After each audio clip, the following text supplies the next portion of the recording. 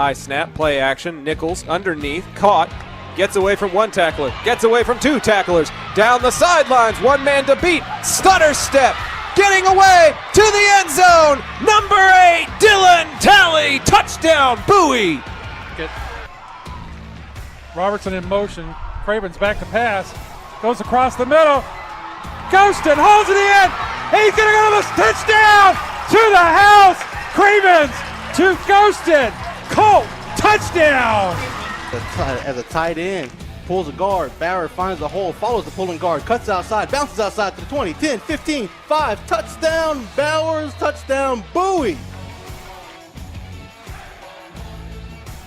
And folks, we have history at Haltom. Danny Bustamante has just pitched a no-hit, no-run, no-walk shutout. A perfect game for Danny Bustamante. Rios looks at Alvarado and turns home. It's going to that left field gap. That's a base hit. Here comes Axel Alvarado. The Colts are going to take the lead in the top of the 7th on the base hit by Gannon Howard. Burkle out of position. They've got to pass, and they've got to go. Patomeco with the pass. Mirario has a bit of a look, shot on goal, and he gets it in! Two tight end set here as we go to the left-hand side with B.J. Rogers. Rogers is into the second level. B.J. Rogers to midfield. One man trying to catch up to him, but he will not. Number 6 in for 6. That will do it. This broadcast is under intellectual property and may not be repurposed or reproduced without express written consent. Enjoy this presentation from Zach Arnold Productions, Energetic Media Solutions.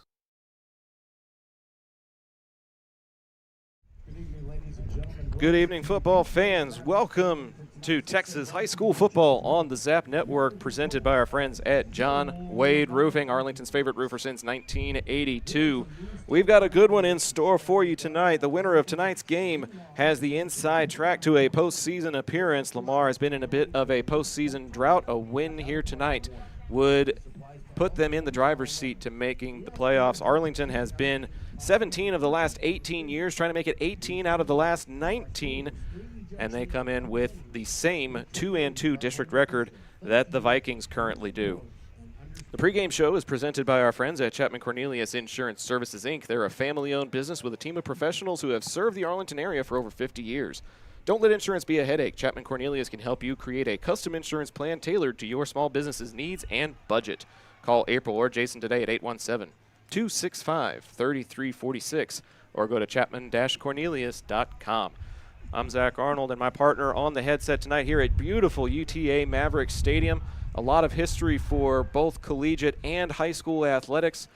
John Nelson, you know better than most just what kind of fun can be had at a venue like this. The friendly confines of UTA's Maverick Stadium. Zach, this is the 55th meeting all time between these two. A series that started back in 1971. The Colts won that first meeting over Eddie Peach 55-7. But you talked about the playoff implications. They're all over the place. These teams are 2-2 in district play. Haltom is right on their heels. It's a game last week that, quite honestly, Scott Peach said that got away. I mean, you did the Bowie game 21-14. Yes, we did. The Volunteers score within the last minute of the game. Arlington misses 2 field goals, which would have separated, which really would have given them some breathing room in the long run. The Vikings just lathered up Sam Houston. I mean, they just named their own score that night, 55-7, Zach. But Lamar's defense, they had 4 takeaways. 3 resulted in touchdowns. So don't underestimate the Lamar Viking defense. The Colts allowing 22 a game. Lamar's offense averaging 30. And they've got an outstanding quarterback and an outstanding senior receiver in Camille Pruitt. Yeah, Pruitt is leading the team for Lamar right now in receiving yards and touchdowns. He had a touchdown last week. He's got a total of 7 on the season. Arlington's offense is kind of by committee. Kason Brown has 3 touchdown receptions. Max Revere, who has been cleared to play after sustaining an injury a couple of weeks ago, he is cleared to play. He's got 5 touchdowns on the season. The real question mark in this ball game is in the form of the senior quarterback, Coleman Cravens. We are going to find out pretty soon whether he is good to go or if we're going to see Ethan Alvarez.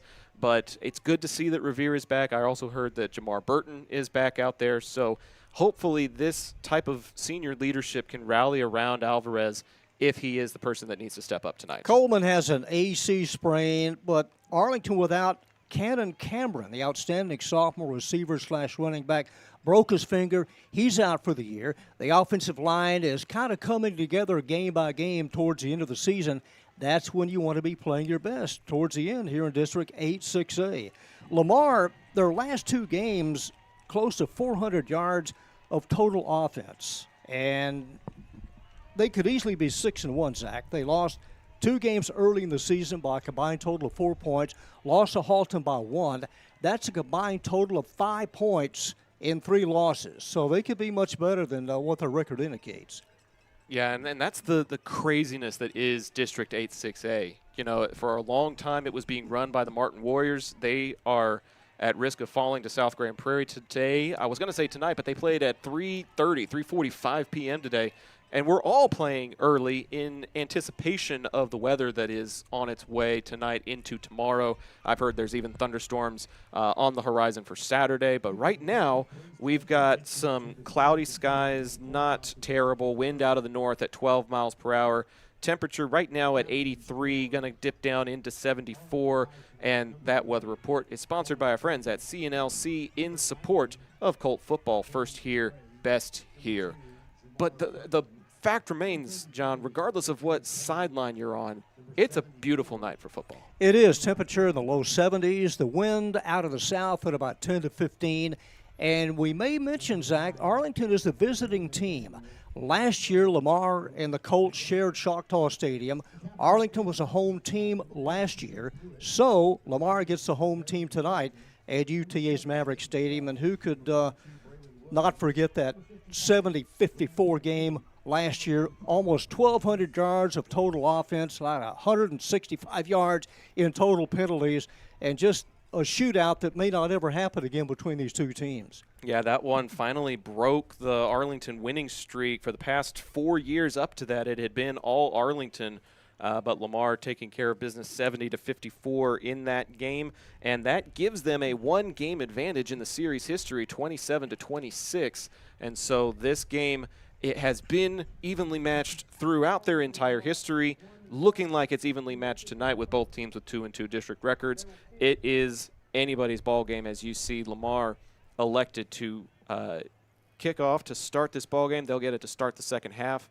Arlington in their white on whites on the east sidelines tonight. And we're just moments away from kickoff here at Maverick Stadium. Go ahead and copy that link, hit that share button, send it to your group chat, put it on social media, let the folks know that it is football time in Texas. Vikings overall at 3-4. The Arlington Colts at 5-2. Arlington averaging 279 yards per contest. The Vikings a whopping 425, but they allow over 345 yards of offense given up by the Viking defense this year. That defense is anchored by a Division I recruit in the form of Braylon Williams. I have a feeling we'll call his name a lot tonight.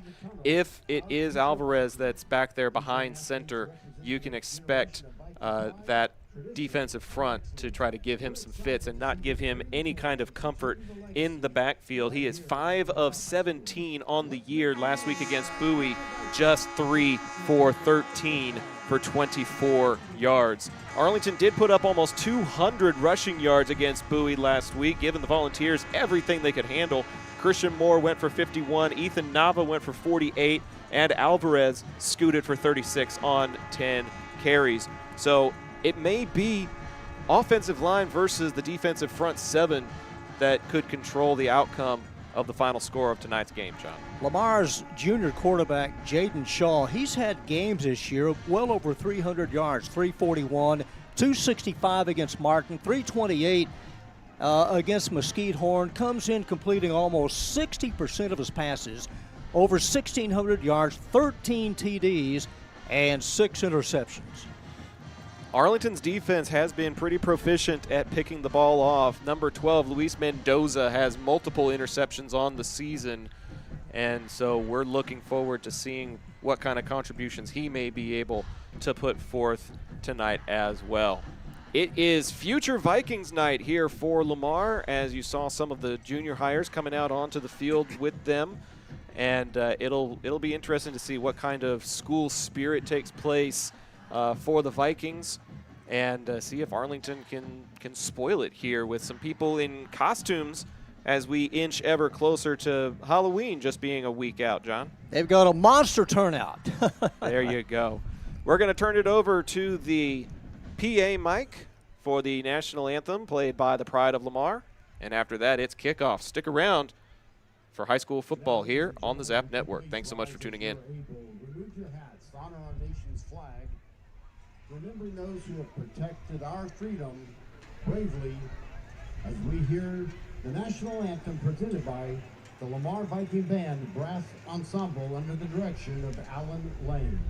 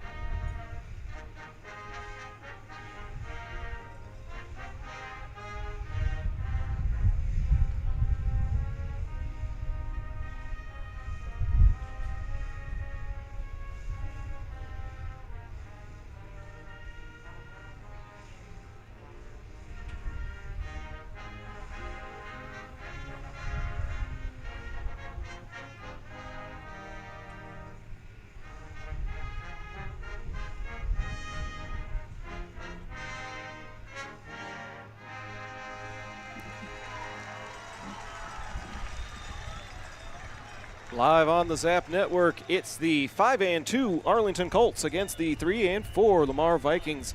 A critical District 8-6A tilt with playoff implications on the line.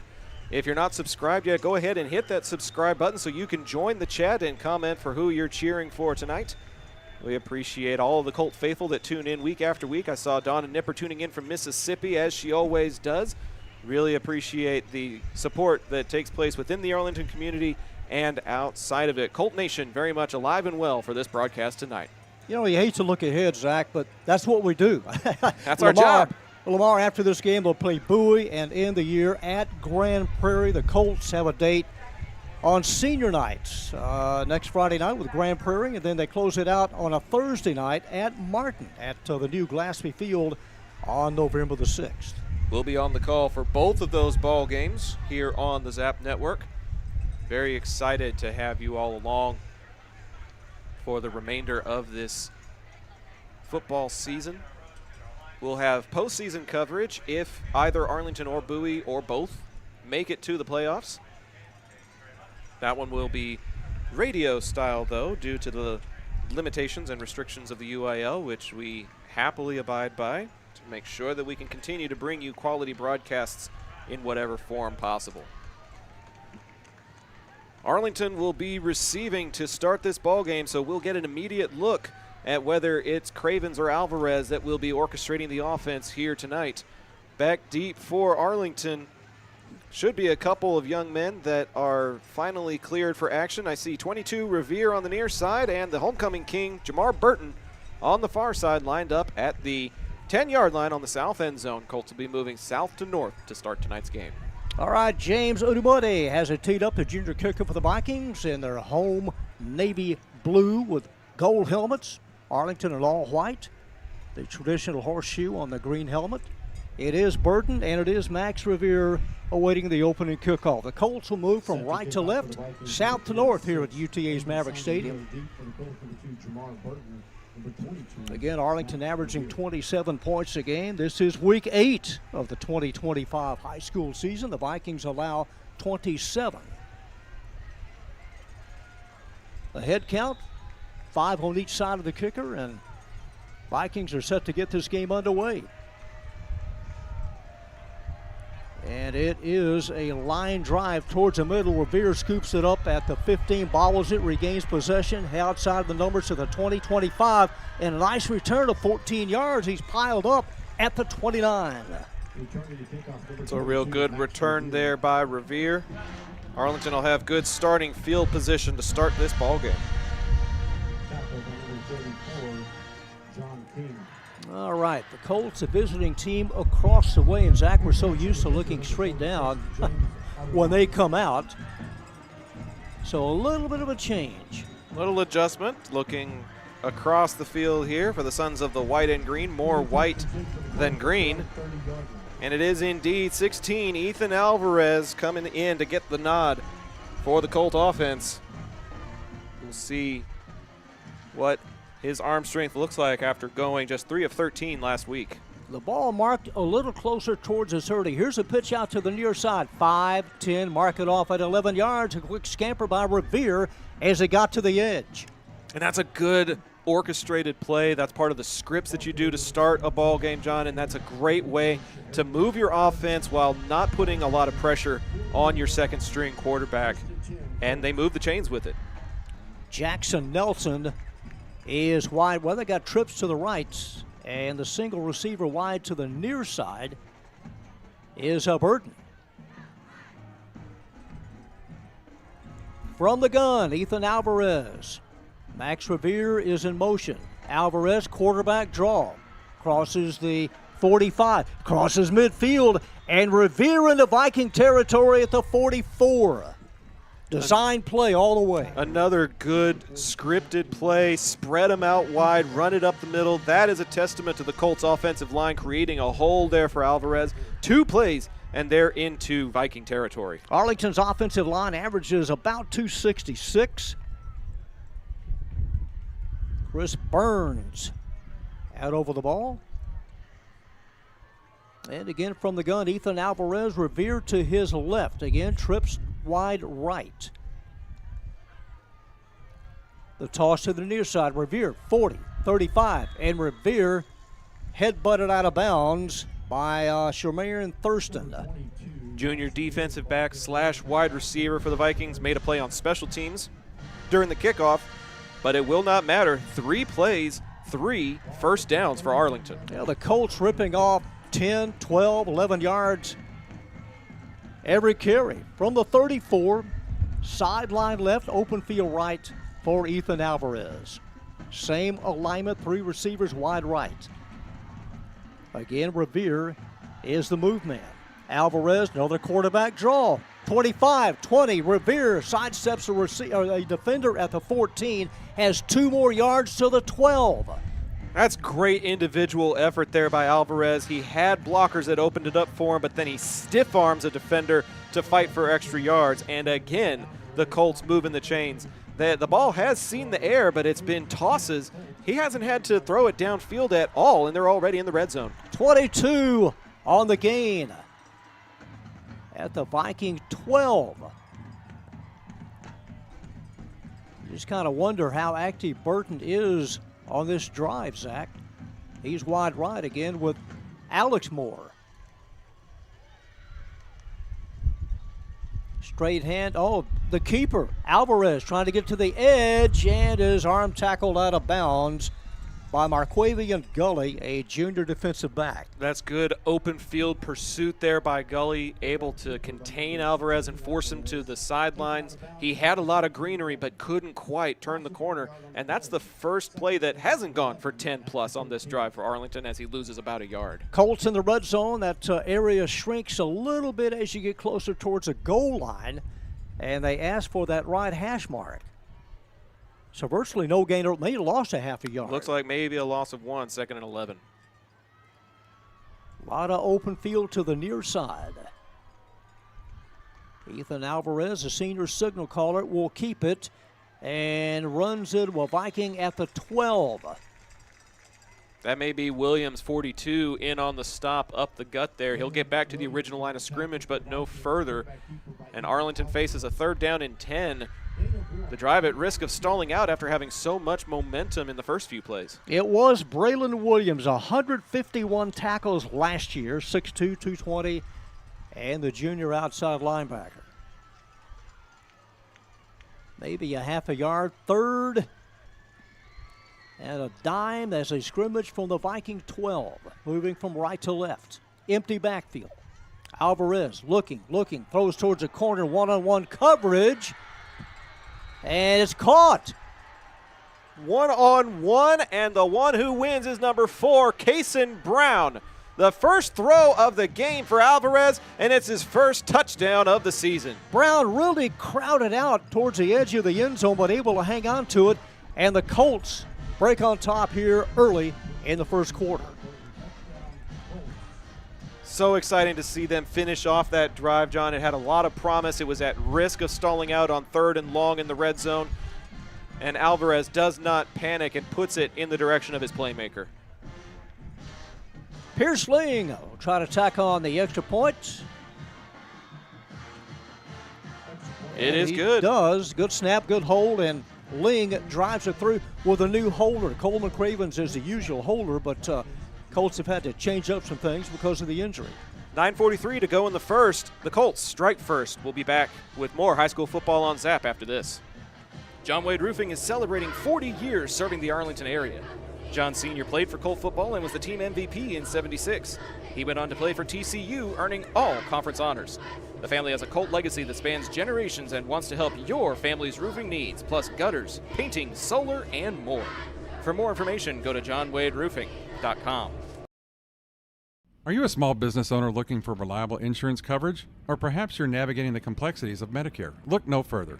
Chapman Cornelius Insurance Services is a family-owned, independent insurance agency with over 50 years of experience with tailored insurance solutions for small businesses and their owners.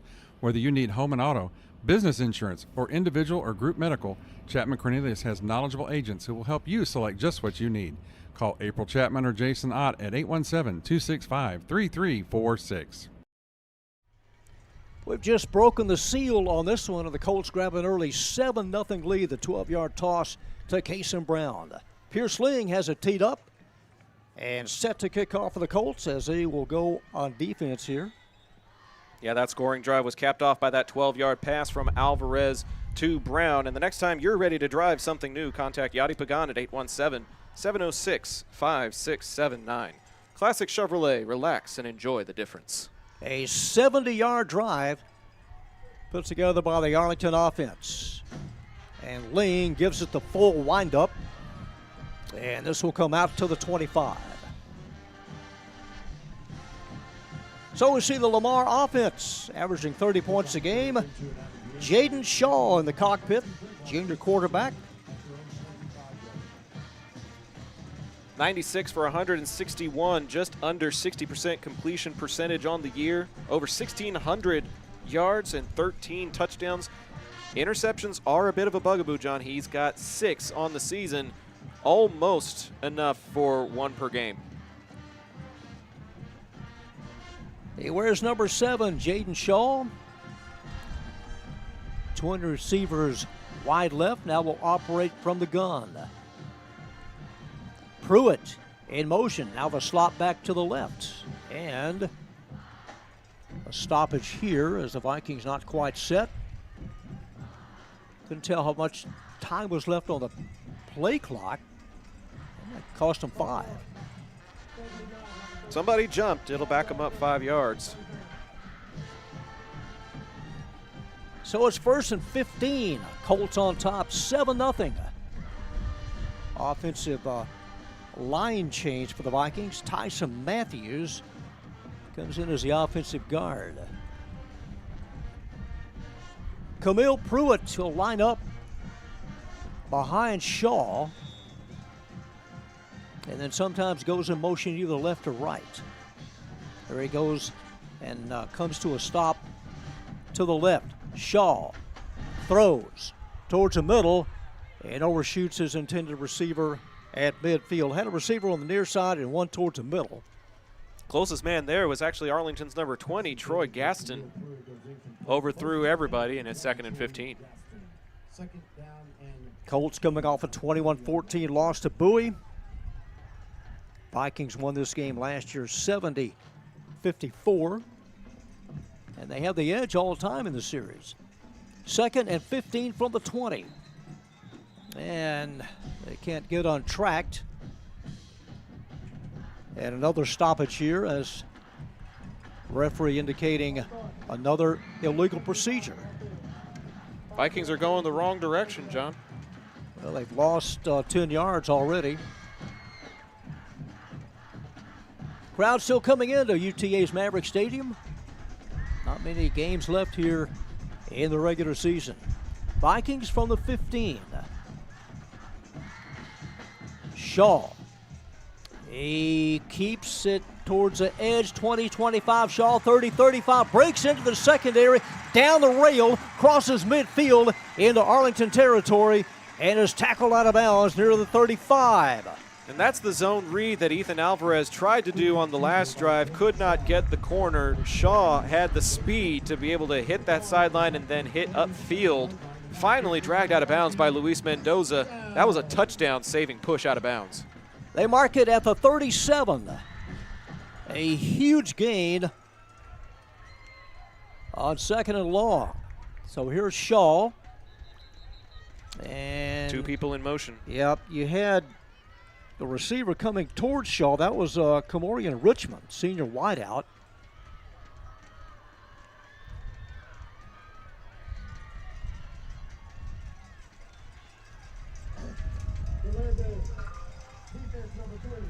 A delay of game call. On the Arlington D. Where's Pete? Where's Scott?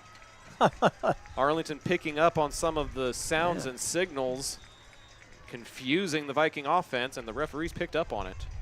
Coach Beach not too happy about gaining 5 for the Vikings.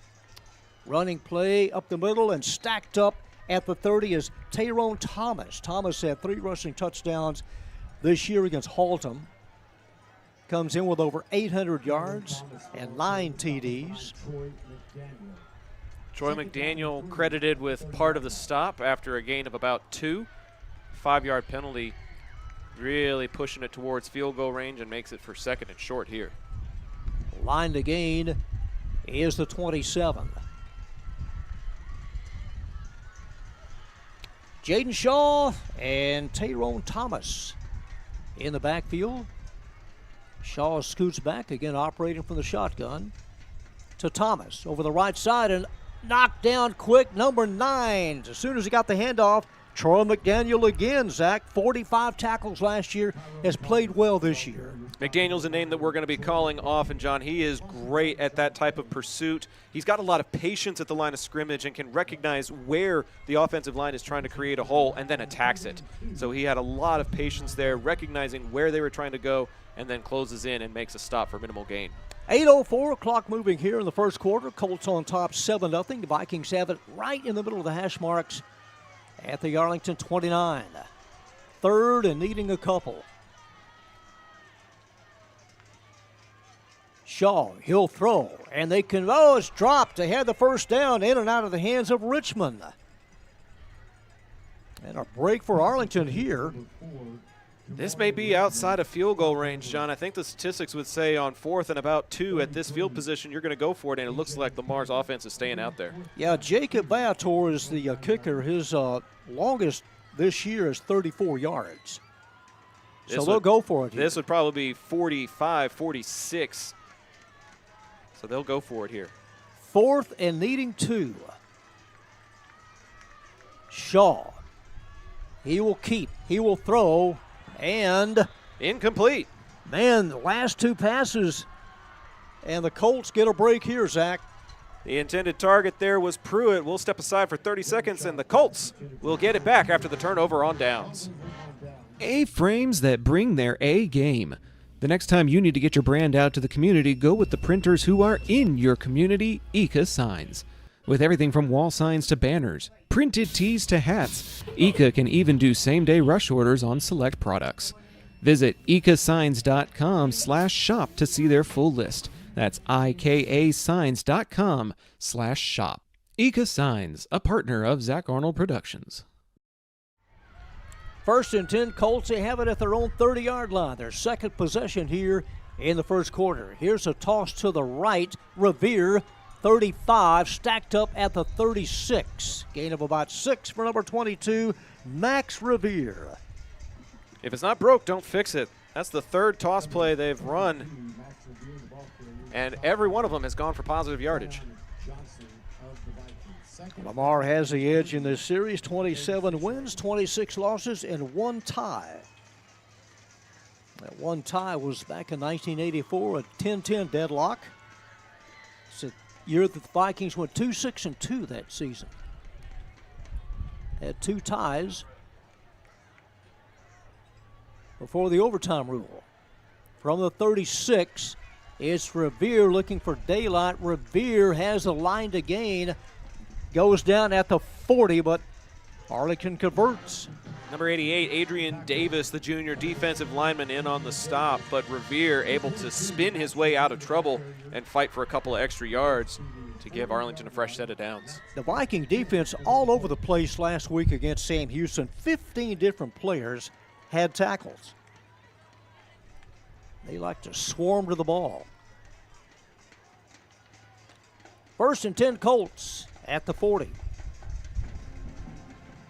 Ethan Alvarez, he will hand it off on the sweep, and not much. Jamar Burton tracked down by Talon Martinez, number 17. And number 14 with a push, that's Marquavian Gully. Play had been blown dead, and he gave Burton a little extra shove after the referee blew his whistle. That'll be 15 and a first down. And that'll move it either close to midfield or over midfield. Yeah, it should push it to about the 42 or so, because it was a pickup of 3, and then the 15 yards will be after the end of the play. Exactly 15 yards on the penalty, so the Colts have it at the Viking 45. Rather unfavorable spot there, John. Burton picked up 3 on the play. Had the first, yeah. That should have been 15 from the end of the run. But it's first down in plus territory, either way you look at it. Sideline right, open field left. Revere lines up behind Alvarez from the 45.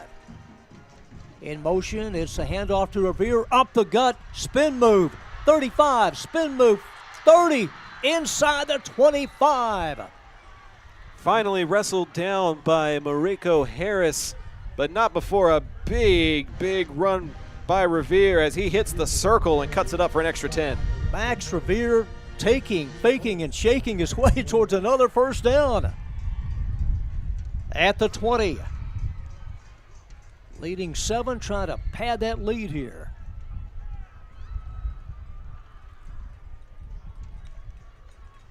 Burton in motion. Here is a handoff. Incoming left, 15, 10, inside the 10, and piled up near the 5. Big 42 Williams had to catch him from behind, but it's first and goal for Arlington with just under 6 minutes to go here in the first quarter. How about the way Alvarez is handling the handoffs? He's handling it well, and he's just in control, John. He doesn't look like the moment is affecting him at all, and he's doing a great job orchestrating this offense. Timeout taken by the Vikings here as the Colts have it first and goal at the 5. We'll be back in 30 right here on the Zap Network. Taqueria Taco Express is the official taqueria of Zach Arnold Productions, with locations in Arlington, Grand Prairie, Waxahachie, and a new location opening in Mansfield. Solving your Mexican food craving has never been easier. Visit them on Taco Tuesdays for their special 5 tacos and a large agua fresca for just $10. Find out more by visiting taqueriatacoexpress.com. Colts are up by 7, looking to make it up by 14 with a first and goal inside the 5, John. Yeah, here comes Alvarez in the Arlington offense. Revere and Burton getting a lot of action. Of course, it was Brown that caught the 12-yard pass towards the same end of the field earlier this quarter. Clock runs after the injury timeout, showing 5.5 now in this opening frame. Revere to the right, now scoots to the left of Alvarez. First and goal from the Viking 4. Alvarez will keep it and have 6 untouched. That's a quarterback counter with Revere as the lead blocker. And Alvarez with a touchdown pass and now a touchdown run to kickstart the Arlington offense here in the first quarter. You know, it's almost, Zach, it's almost kind of a delay. You know, they don't know whether to come to Alvarez early, wait for him to get to the goal line, but if they did that, he's already in 5 yards deep. Untouched from 4 yards out. Here's Sling on the PAT. Good snap, another good hold. And the extra point is true and through. Arlington leads by 14 here in the first. We'll be back with more high school football presented by John Wade Roofing right after this. Local Legends Figures immortalizes your athlete's achievements for a lifetime. Featuring 6-inch figures with poses in football, baseball, band, hockey, even lacrosse. Local Legends makes every effort to show their likeness down to every possible uniform detail. To order your custom figure, call 817-681-0393 or email orders@locallegendsfigures.com. Pools in Texas need servicing all year long. At Rami Pools, LLC, we provide quality pool services such as cleaning, maintenance, and repairs. So call 469-951-0107 for a free estimate and ask for Roberto. Rami Pools, LLC. We're going to make you fall in love with your pool again. Hablamos español. Well, the Vikings shell-shocked here early, trailing 14-0. We've got 5:16 to go in the opening quarter. Alvarez and Brown accounting for the 2 Colt touchdowns. That last scoring drive was that 4-yard run by Alvarez, and the next time you're ready to drive something new, contact Yadi Pagan at 817-706-5679. Onside kick and a big pileup at midfield. The Colts have it. The onside kick works to perfection. It looked like Ling was near the fumble recovery. What a gutsy play call. You have the momentum, you catch them by surprise, and now Arlington has it again right at midfield. Coach Peach is also in charge of the special teams. He probably had that one drawn up in his back pocket and elected to use it here early in the ball game, seeing how well the offense is moving. There's a chance to go up by 3 scores here, John. He remarked early this week, Zach, that the special teams really need to come through tonight, and so far they have. Offense, defense, and the special teams. They scrimmage right at the 50. Special teams, special plays, special players. Alvarez will hand it off, looking for daylight, 1, maybe 2 yards, and thrown back. Cason Brown on about a 2-yard gain. Looking for daylight, just could not find it. Big 74, Eli Holbrook, was closer to the sidelines and kind of waved his hands a little bit. I think he thought that run was meant to go all the way to the sidelines, John, and when Brown cut back to the middle of the field, he wasn't available to create the block. Officially a 2-yard pickup, 2nd and 8, as Alvarez and the rest of the offense looking towards the bench for the call, the signal. William Nelson, number 7, a slot back to the left. 2nd and 8. Same play to the other side, and nothing at all. Jamar Burton treated rather rudely at the 48. Thurston, number 3, in on the stop at the line of scrimmage. And it'll bring up 3rd down and long after Arlington surprises Lamar with the onside kick. They're now at risk of having to punt it away if they can't get these 9 yards. Braylon Williams lost his helmet, has to come out for a play. So Williams on the sidelines here as the Colts face a 3rd and 8. And you know that Coach Peach and the offense is aware when 42 is on and off the field. I would not be surprised to see that quarterback draw or quarterback counter take effect here on this 3rd down. It's worked well so far tonight. Jackson Nelson, the inside receiver. William Nelson almost a tight end to the right. 3rd and 8. Alvarez running. Has it caught, throws, and Alex Moore caught. with the tiptoe. Man, stayed in bounds at the 35. So much for me saying quarterback keeper. Put it to his dominant side and let him sling it. First down, Arlington. A 13-yard pickup and another Colt first down at the Viking 35.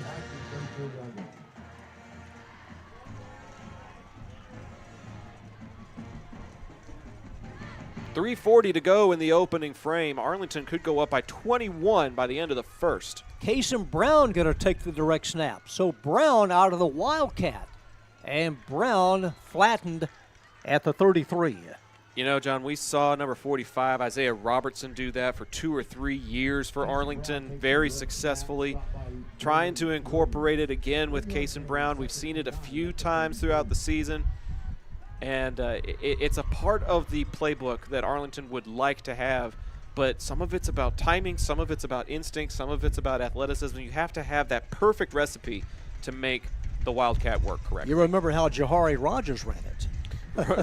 Rogers didn't even need to throw. He just ran until nobody could catch him. From the 33, Alvarez, and is whacked hard as leveled by number 17, Talon Martinez. Good second effort there by Alvarez, though. After that whack, he kept leaning forward and let gravity take him an extra couple of yards, but it's still not enough for the first down.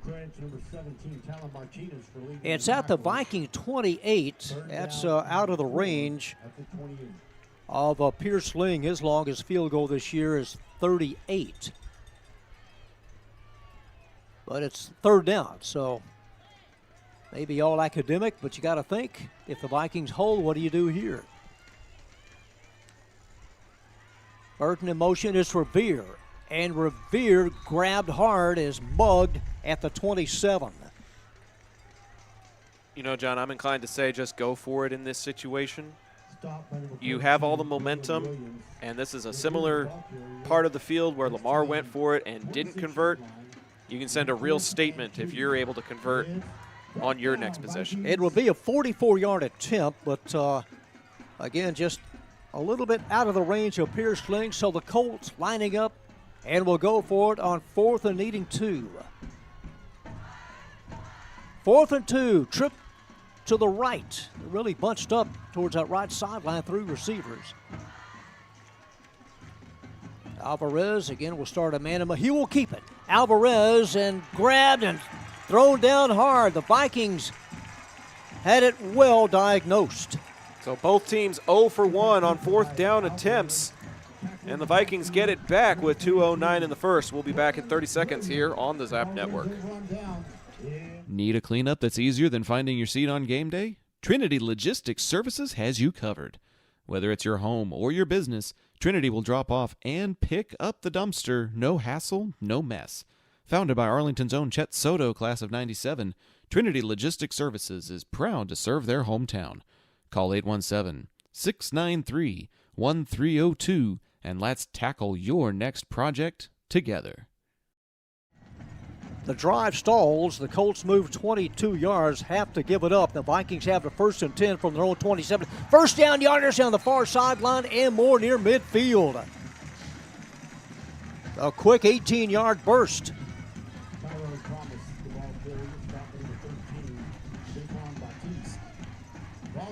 That was Thomas on the carry. The market at the 48.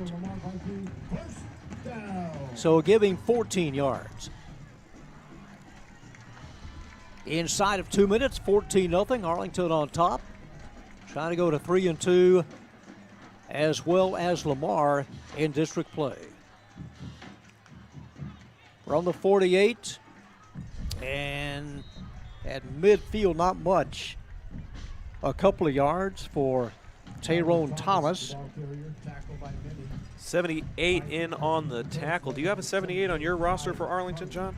That would be an open space. There's a big boy that helped Troy Gaston make the tackle there. Big 78. If anybody knows who suited up in 7-8 for Arlington tonight, please join the chat. Let us know. Big tackle there for a short gain. 2nd and needing about 8. And pulled out at midfield. Nice shoestring tackle behind the line of scrimmage.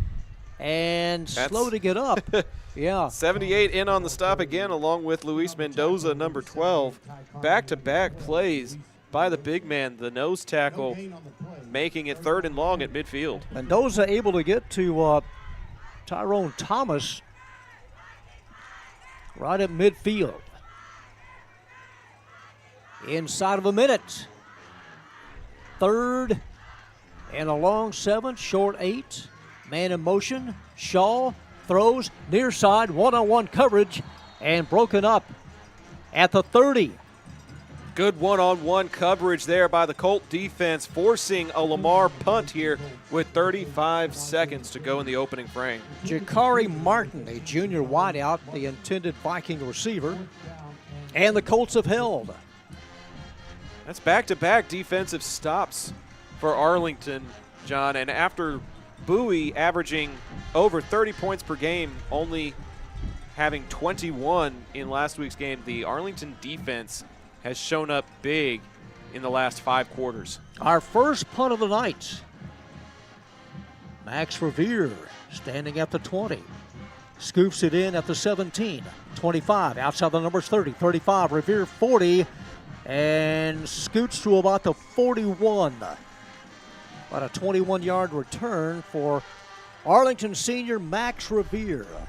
That is where Arlington's next possession will start, and we'll keep it right here as they're quickly sending the offense back out.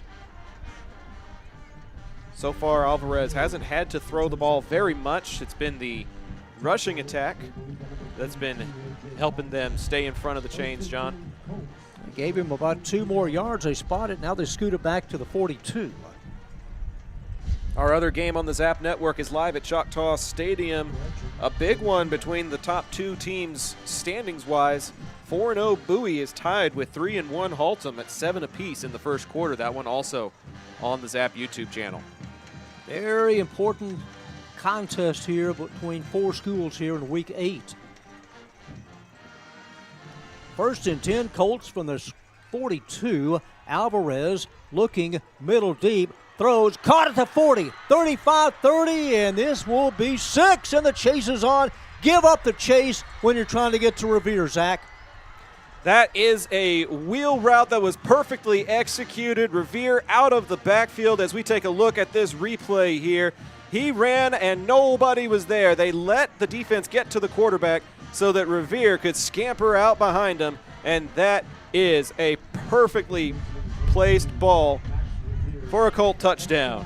58 yards on the toss. Senior to senior, Ethan Alvarez to Max Revere.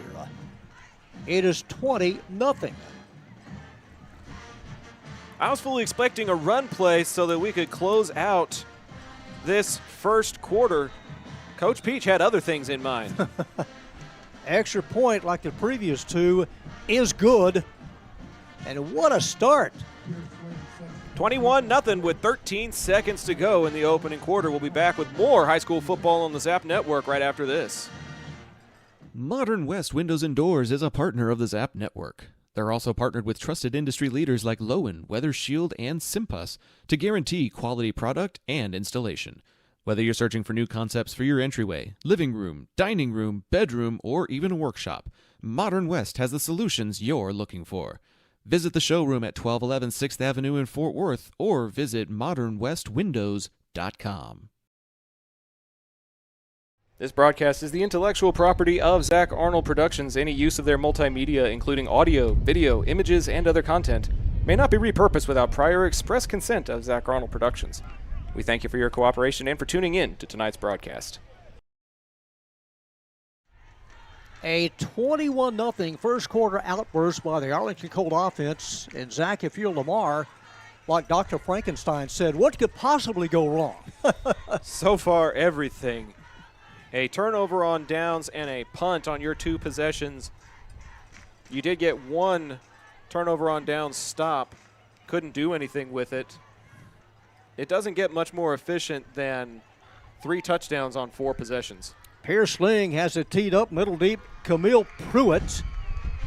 And Pruitt watches it bounce at the 1. Goes over the double stripe and almost came back out again. He is so lucky. Pierce Ling practices those types of kicks to let it die inside the 5. That's a live ball at the high school level. At the NFL, the rules are a little bit different with their new kickoff procedures, but that would have been Arlington possession if they could get a man down there in time. It looked like a Brad Wildman wedge shot. It just died right near the cup. Lamar's third possession here in the first quarter. 21-0 Colts all over their crosstown rival.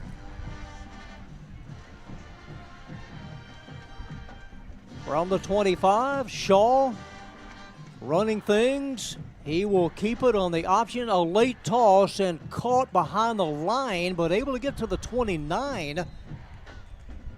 4-yard pickup on Zach, what could have been about a 12-yard loss.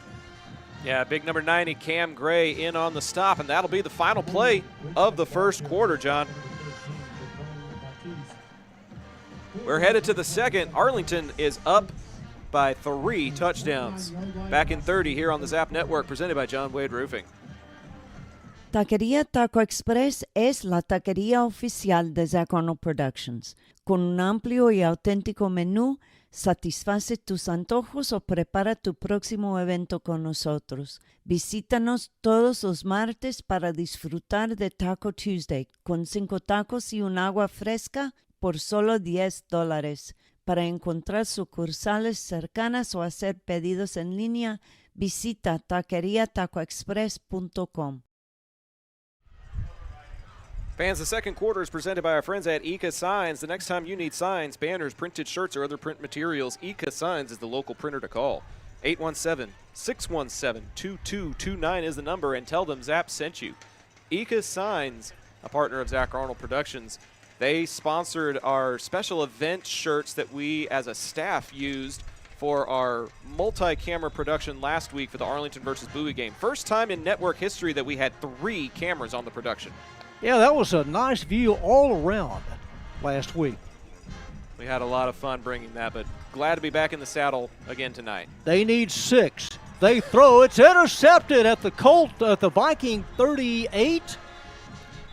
They're saying it is Colt ball. The head linesman pointing in Arlington's direction, but is there a marker back at the line of scrimmage? Arlington may have been guilty of a defensive infraction, and it may negate this interception, John. That pass by Shaw was low, was picked off at the 36, but it's coming back. Roughing the passer. A late hit on Shaw. Taking away the first physical turnover of the game. Arlington does have a turnover on downs that they forced. But instead of Arlington ball in plus territory, it'll move the chains up to the Viking 43. Okay, Thomas in the backfield, wherever number 1 goes, Camille Pruitt, you got to think bump coverage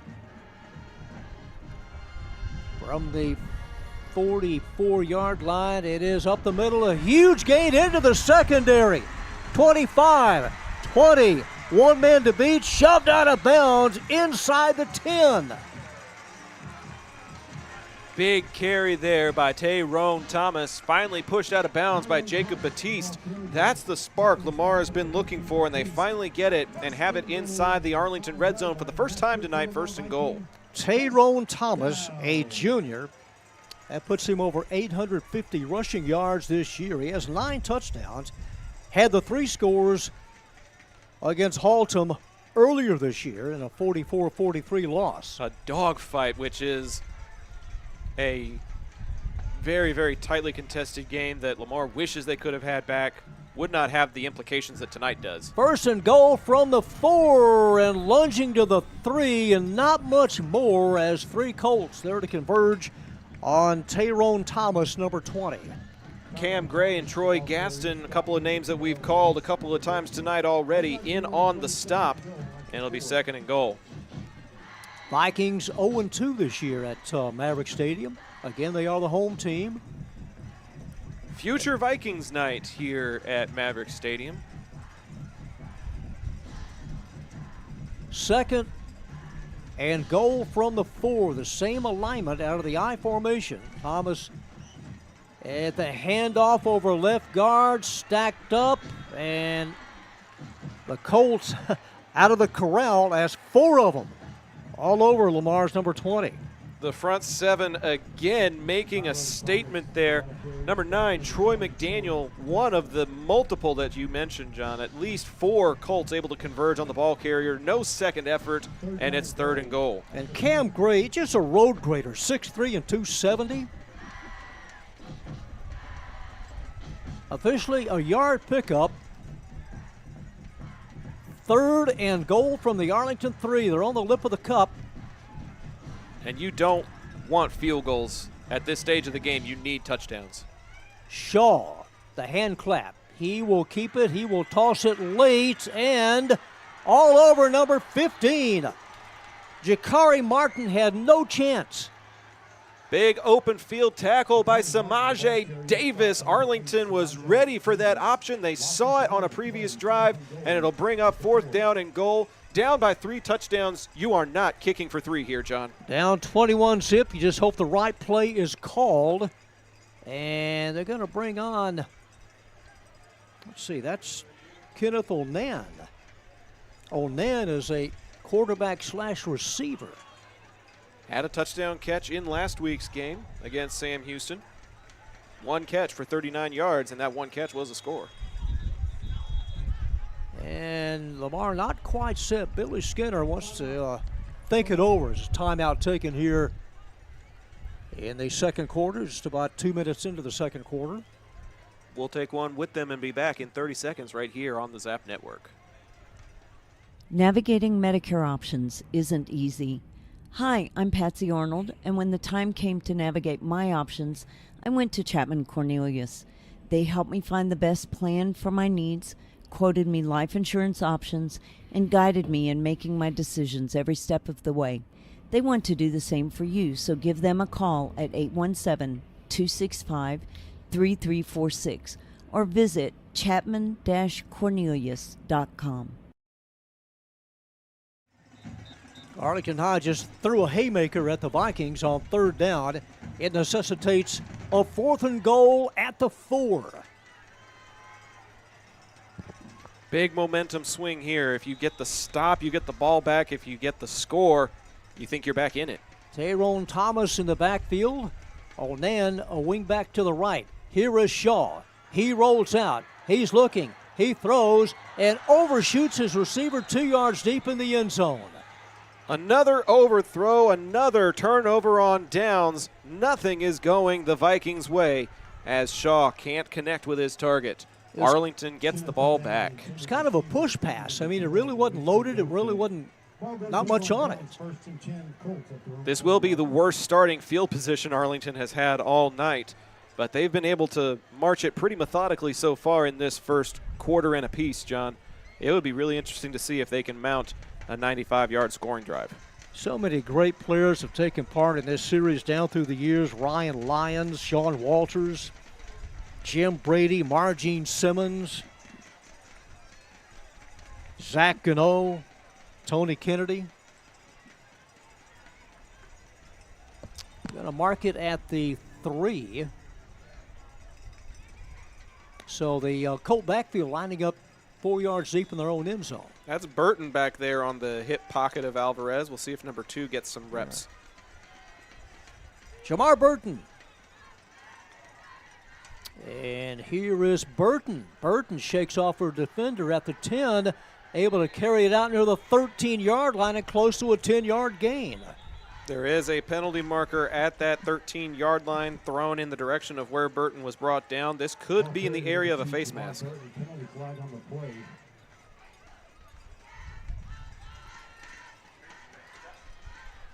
Colts with 11 first downs here.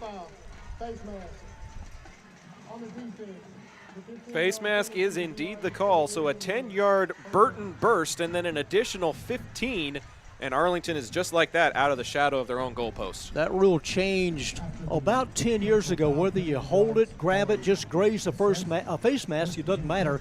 It's 15 yards. Putting a lot of extra emphasis on protecting the players. Horse collar tackles getting called a lot more now. Targeting getting called a lot more efficiently. Making sure that you're not getting concussed quite as much in this very physical game. From the 27, coming left to the far side, Revere piled up at the 31. Ball carrier number 2, Jamar Burchie. Well, the Vikings slow to get up.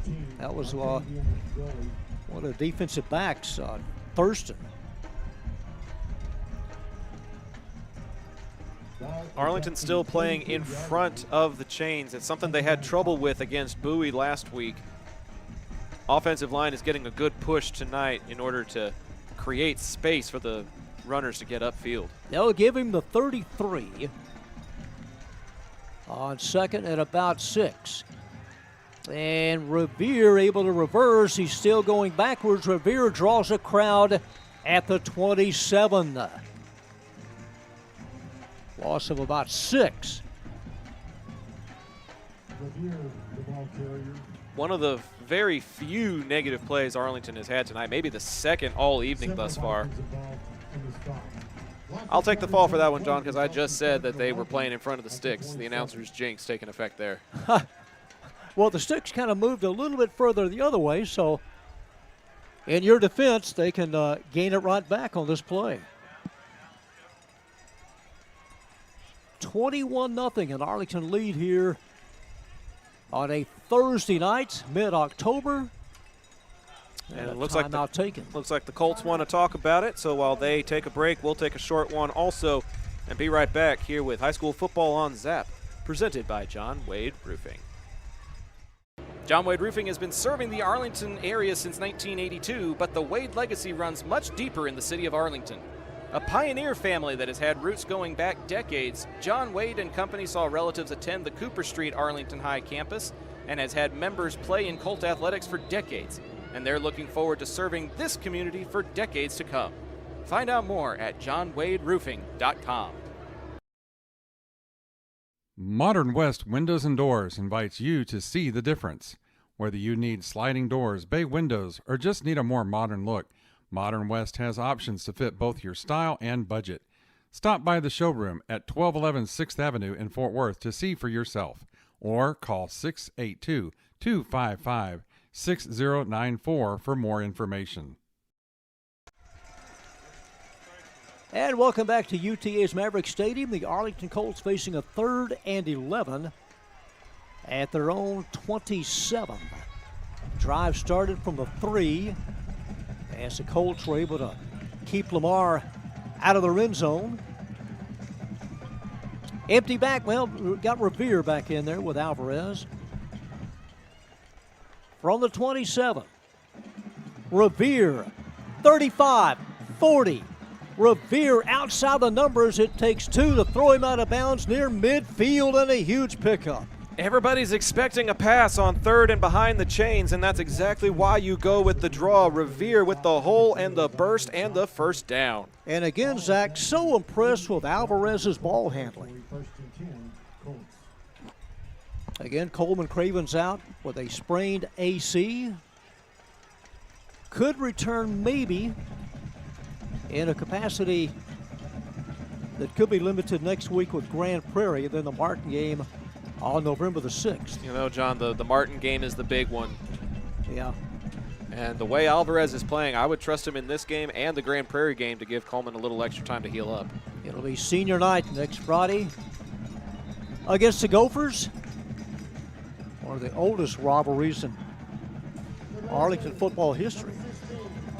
Arlington guilty of a delay. It'll back them up 5 yards. We mentioned some of the Vikings that were taking part down through the years. How about Ken Ferguson, Todd Bloom, Ali Haji Sheik, Trent Fuller, Cam Sanders, Alan Roberts, Luke Jokel. Hello. Number 2 overall pick. Still the highest draft pick out of Arlington High. Uh-huh. From the 43, Alvarez scrambles, running, and is leveled right near the neck area. Braylon Williams in hot pursuit Alvarez thought he'd be able to split the defenders, and Williams said, not so fast, my friend. Just clotheslined him. Braylon Williams on the takedown. Coming up on 6.5 minutes to go here until halftime. We will show the Arlington halftime performance. Heck, maybe both halftimes, just because it's future Viking night. Maybe we'll see some of the junior hires during the halftime show tonight, too. Deshaun Robinson, number 38, comes in as a linebacker for the Vikings. Empty backfield. Alvarez, he will throw over the middle. And nothing there. Probably the first bad throwing decision Alvarez has made tonight. There were more blue jerseys than white in the direction that he threw that, John. He's lucky that that one did not get picked off. Incomplete brings up 3rd and 19 at the 39. At the 39, the Colts facing a 3rd and close to 20. 3rd and 19. Billy Skinner in year number 5, guiding the Lamar Vikings. Scott Peach in his 23rd year at AHS. From the 39, Revere, and the Vikings in the backfield as soon as Revere got the handoff. They just waltzed through the O-line. Fool me once, shame on you. Fool me twice, shame on me. Arlington got a first down off of a draw play earlier in this drive. Not so lucky this time. And this will be Arlington's first punt of the evening, 1.5 into the ball game. Pierce Ling in punt formation. Vikings send back Camille Pruitt, standing at his own 20. High snap, Ling has to pull it down, runs and gets it off, hits at the 40, and it's going to die at about the 37. That's where Arlington will go back out on defense when we come back here on the Zap Network. If you're like me and need printed materials to get your brand out there to the community, then you need Eka Signs. Conveniently located in central Arlington, Eka features a wide selection of shirts, hats, banners, yard signs, acrylics, magnets for your car, magnets for your fridge, tumblers, A-frames, and more. Call Eka at 817-617. Vikings on the move at their own 28. They've got 38, 4 first downs, and a quick out pass. And Richmond, the intended receiver, and it'll bring up 2nd and 10. Yeah, the Vikings were ready to come back out before our commercial break was ready to conclude, Sean. We still had about 5 or 6 seconds left of information about our friends at Eka Signs, our second quarter sponsor. Give them a call at 817-617-2229 if you need shirts, banners, or other print materials. Brady Austin, number 80, is the tight end to the right on 2nd and a dime. Hand off and up the middle. About a 3-yard pickup for Tyrone Thomas. He'll be back next year, one of 37 juniors. The Vikings suit out 35 seniors and 3 sophomores. Kadir Lynn in on the stop there for the Arlington defense. It brings up 3rd down, but it is 3rd and manageable.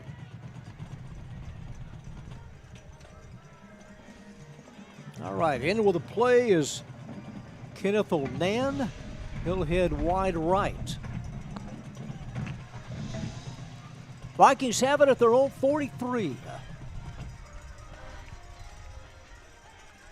3rd down. Shaw. Big rainbow pass towards the middle and a looping pass over the head at the 20-yard line into double coverage.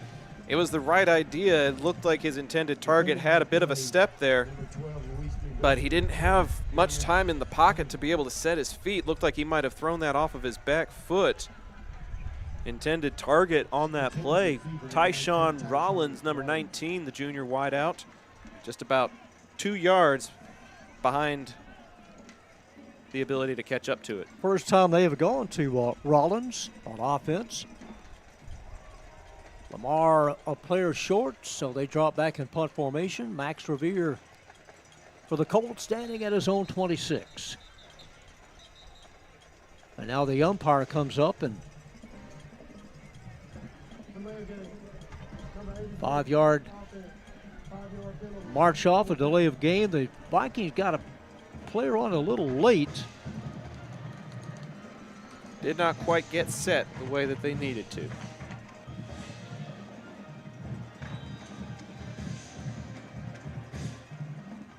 So they'll punt it away. Low snap, scooped up. And Revere heads over to the near side, watches it take a left-hand turn out of bounds near the Arlington 35. 4:31 to go until halftime. The Colts are back on the march. We'll be back in 30 seconds here on the Zap Network. From weekend cleanups to major projects, Trinity Logistics Services has the perfect fit for you. With dumpsters ranging from 10 all the way up to 30 feet, they handle both drop-off and pickup so you can stay focused on cleaning up the win. Call 817-693-1302 today and let Trinity Logistics Services help you score big on convenience and efficiency. The Vikings, 4 possessions. They've turned it over on downs twice. They have punted twice. Possession number 5 upcoming for the Colts at their own 34. Senior Ethan Alvarez in relief of Coleman Cravens. And Revere trying to squeeze out some yardage. He was able to move ahead for about 1.5 yards. Looks like number 2 on that carry, John Burton. Or Burton, I beg your pardon. Taking that one. Well, they look very similar, and they both have 2s on their jerseys. And at our vantage point from this high up in Maverick Stadium, it's easy to get them mixed up. It's interesting to see the tag team action in the backfield there. You're giving Alvarez more opportunities and more relief when he's got 2 different playmakers in Burton and Revere who have the opportunities to make men miss. Second and needing about 8. So Jamar Burton and Scott Peach will take a timeout here. We'll take a short one with them and be back with 3:49 to go until halftime here on the Zap Network, presented by John Wade Roofing, Arlington's favorite roofer since 1982. If you're looking for a pre-owned vehicle, then you need to see Yachty Pagan at Classic South in Euless. Yachty's a proud Arlington ISD product, a graduate of Lamar, and the voice of the Volunteers since 2021. Whether you're a first-time buyer, a seasoned buyer, or just looking to boost or rebuild your credit, Yachty's direct approach is why his customers become customers for life. Call or text 817-706-5679. And welcome back to UTA's Maverick Stadium. The Arlington Colts scrimmaging from their own 35. Leading 21-0. They face a second down and needing 8. So following the timeout, Alvarez and Jamar Burton and the rest of the Arlington offense and their visiting white unis come out. Alex Moore, the lone receiver to the right, now in motion. Burton fights off one, not able to fight off that middle guy who came in along with the outside man, Talon Martinez. Christian King, senior defensive end, also in on the stop for no gain. Colts have won 3 of the last 5 in this series. They spotted at the 36, leading 21-0. That has been one area that Coach Skinner has not had a whole lot of success on since coming on board here at Lamar. Last year was his only win against Coach Peach since he became the head man up in North Arlington. Came to Lamar from the Irvin MacArthur Cardinals in that district. Deep pass and waiting for it at the 30. Just waiting for it. Cason Brown. A huge gain as the Colts collect another first down. It was Brown that caught the 12-yard pass to begin the scoring tonight for the Colts. So the drive that started from the 34, they have it at the Viking 30. Huge pitch and catch. And again, Alvarez showing his command of the offense, being able to put that where it needed to be. 36 yards on this current drive. From the 30, Motion to the right. And spun down at about the 26, but a marker dropped. Yeah, that's number 8, Christian King, in on the stop again. But we'll see if there was a hole that's in the area of the offensive line grabbing a jersey.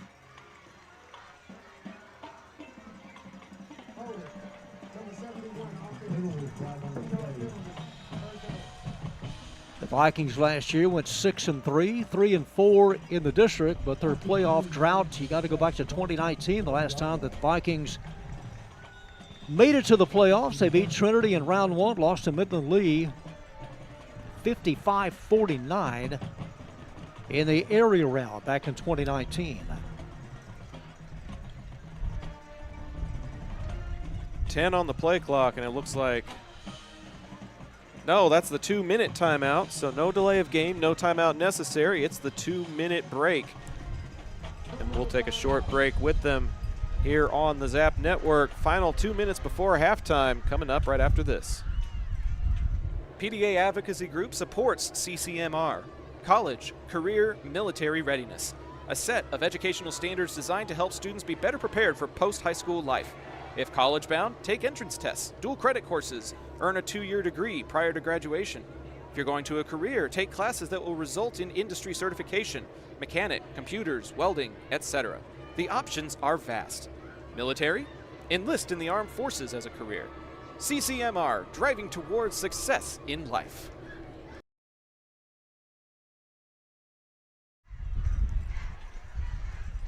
Two minutes to go in the opening half. Colts on top, 21-0. Of course, Arlington, a playoff team last year, went 7-4, lost to Pierce. And by district play, 36-28. And Zach, I don't think things will change much in District 7, 6A. You got Jesuit, Lake Highlands, Pierce, and Berkner all there in playoff position, as was the case most of last year. Berkner and Richardson High are usually fighting for that final playoff spot, but Pierce and Jesuit and Lake Highlands have all been very, very consistently in the postseason. South Grand Prairie's had to play Lake Highlands, I think, 3 or 4 years in a row. So I think South is looking forward to their date against Bowie in a couple of weeks to see if they can avoid Lake Highlands in the bye district. Revere is sandwiched at the 39, and we always forget that Haltom is the defending district champions. You know, they won the district last year. They were 5-2 and did drop their by-district game to Richardson High. Bowie, the only team that advanced outside the first round last year. Pretty sure Bowie was the district champion, weren't they? They went undefeated. I'm sorry, 7-0, but Haltom a by-district appearance. Qualified, yeah. But Bowie, they beat Jesuit, and Bowie the only team to advance 2 rounds, eventually losing to Hebron in that second round. We had the call for both of those games last season. That's right, you did, yeah. We got to have some fun with that, and Bowie currently leading Haltom in the second quarter, 17-7. Alvarez flushed from the pocket and is dropped at the 41, and is slow to get up. Now hops up. Yeah, you're giving him plays outside of the pocket with the opportunity to scramble like that so that he avoids getting hit hard in the pocket, and then he still gets hit pretty hard back there at the 41. The line to gain is the Lamar 20. Looks like Lamar may stop the clock here with just under a minute to go. There's a stoppage of some sort. I don't think Arlington really has much reason. Yeah, there we go. We get confirmation of a timeout by Lamar. We'll keep it right here at Maverick Stadium as we take a look at the potential playoff teams in 8-6A. Haltom just 1 win away from that magical 4 wins that you need in this district. Bowie already has their 4 district wins. They're barring some sort of epic collapse. They're most likely headed back to the postseason. The winner of this game has the inside track to a postseason appearance, with both of them having Grand Prairie remaining on their schedule. Grand Prairie is just reeling and rebuilding after their tragic loss of their head coach during the offseason, basically having to start a program over from scratch. So not a whole lot of expectations from those young men. So when you get to 3 wins here tonight, you're almost guaranteed a 4th and a playoff berth. 3rd and 21 facing the Arlington offense. Well, if Alvarez may be changing the play here. 3rd and 21 from the Viking 41. Revere is the move man. Alvarez has it loaded, throws, and tipped at the 24. Trying to get it to Jamar Burton. And then off of the tip, there was an opportunity for Kason Brown to haul it in, and that would have been a first down if he was able to collect it, but the carom kind of messes with you a little bit, and Brown not able to haul it in, and Arlington will have to punt it away. So it's a 4th and 21. And the Colts in punt formation. That sends Pruitt back deep, standing at his 15. Camille Pruitt, and another timeout taken here. Well, you can't take him to the locker room, and Arlington doesn't really have much need of trying to get the ball back before the break, so why not make sure that you have exactly the play call that you're looking for. Down through the years, Zach, did you ever hear of the infamous food fight between the Vikings and the Colts? Can't say I have. It took place, I think it was 1990 or 91 at the McDonald's on Abram Street. I mean, they were throwing cheeseburgers, pancakes, scrambled eggs at each other, and I believe they left before the police came, but it was awful. I mean, but what it did, it led to the Breakfast of Champions. Eddie Peach and Mike O'Brien and the two principals got together and decided to have a Breakfast of Champions the Friday morning before they played each other, and that went on for about 15 years. How about that? The way you're able to create traditions out of circumstance. Yeah, my dad, Pops, is on the call for the game between Bowie and Haltom tonight, but he remembers before Martin opened up, Lamar was the big rival that Arlington was always looking forward to playing, and this particular matchup has a very special place in his heart. 4th and 21. When you cross the railroad tracks on Division Street, you're in Viking country. You're in Colt country the other way towards the south. So Pruitt gets away from it. Yeah, he tried to pin him deep, and it bounced too far inside the 5. I think if you are able to bounce that closer to the 7 or the 8, it might have a chance to die, but I think that one landed closer to the 3, and it'll be a touchback for the Vikings. They have one timeout left, 47 seconds on the clock. We haven't seen a whole lot of explosiveness aside from that one big run by Thomas. Yeah. They need a couple of explosive plays just to get into field goal range. They'll send 2 receivers on either side. From the 20, 1st and 10. Shaw looking, throwing. It's caught at the 25 and ushered out of bounds near the 29. I believe that's the first catch tonight for Tyshawn Rollins, the junior. Pickup of 8, but most importantly, stops the clock with 42.8. Stay in front of the sticks and stop the clock wherever you can. It's a decent first down play with the time and field position they've got. From the 28, 2nd and short. And an out pattern. Overshoots his receiver at the 30. That's Pruitt. A little too far out there for Pruitt. Tried to jump and tiptoe, and coordination just couldn't line up for how high that pass was. A little too much vertical on that throw. Pruitt comes into tonight 42 catches, 800 yards, and 7 touchdowns.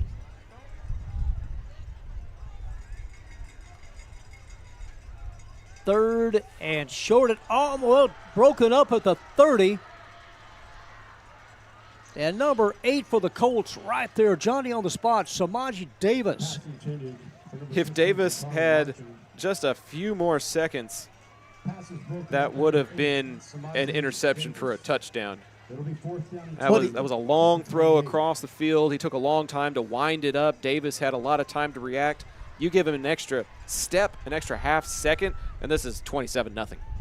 He played the ball. He didn't play the man, and that pass dictated you play the ball, and he was there to knock it away. So the Vikings are now punting for the 3rd time here in the first half. Arlington just got it off. They tried to go for the block, kind of angled the trajectory of that kick awkwardly, And with 31.1 to go, you have to imagine Arlington will take a knee and head to the locker room with a 3-touchdown advantage. Vikings will get the ball to begin the second half. But the onus now, the objective is no handoffs or anything out of the ordinary. And you got to feel good. Coach Peach heading to the locker room with a 21-0 lead from the Viking 49. First time the Colts have started in Lamar territory. And he'll genuflect. He'll take that knee. And number 14, that's Aiden Neisel. Junior third stringer. Neisel will take the knee. It looks like we may not need another one. Not sure why we're still standing at midfield. Yeah, just trying to ride it out, double checking the time. Yeah, I mean, that's it. And that will do it here in the first half, Zach. If you had told me that Ethan Alvarez was going to have 2 touchdown passes and a touchdown run in the first half, I probably wouldn't believe you. Maybe the whole game. But Alvarez orchestrating the offense well, the defense coming up with big, timely stops, including 2 turnovers on downs. And the Colts lead it by 21 as we head to the break. We'll keep it here on midfield so you can watch the halftime performances.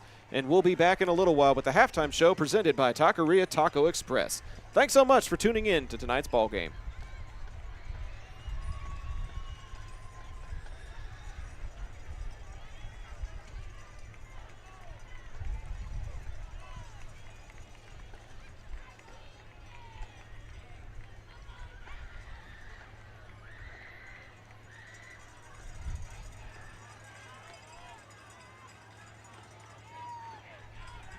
Good evening, ladies and gentlemen, and welcome to tonight's halftime performance featuring the Arlington High School Colt Kicker Drill Team and the Colt Marching Band. As we get ready for the halftime show, the Colt Band would like to give a big shout out to a few of our wonderful sponsors. The heating and cooling experts at True Blue Air Service, Pecan Park Dental in Arlington, Raising Cane's Chicken on South Cooper Street, Bill Brothers Tower, and Ortiz.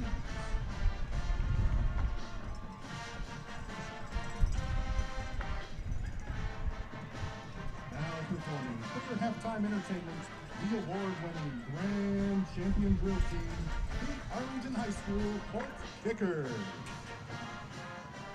The Colt Kickers social officers are sophomore Alyssa Carter, sophomore Abby Villegas, sophomore Maddie Vasquez, junior Ashley Torres, and senior Abby Cooper. Colt Kicker representatives are veteran representative Lydia Cooper and rookie representative Emma Saxton. The Colt Kickers would like to thank our executive sponsor, GT44 Automotive, for their support during our season.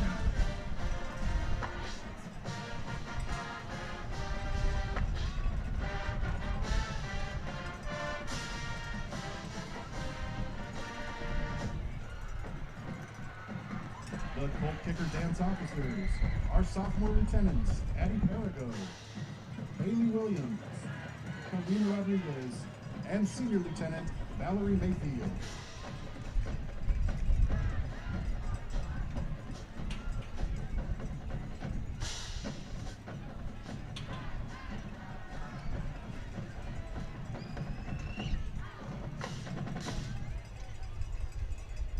Each week, the dance and social officers select a Kicker of the Week and a Spirit of the Week to be recognized for all of their hard work.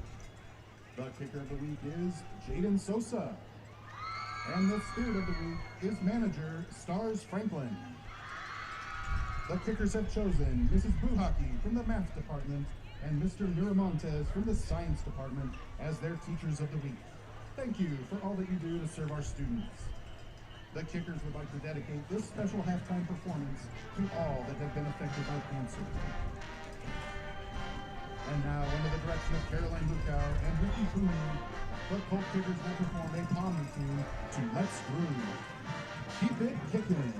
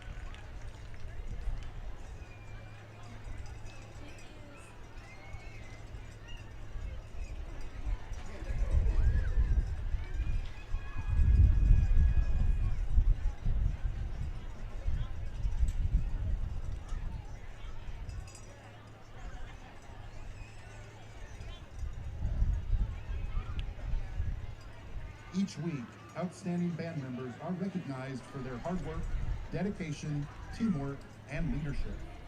The Colt Band members of the week are freshman Kevin Rodriguez, sophomore Maya Hernandez, junior Emily Hunking, and senior Dakota Patrick. The section of the week is the color guard, and the leadership member of the week is Dale Alexander.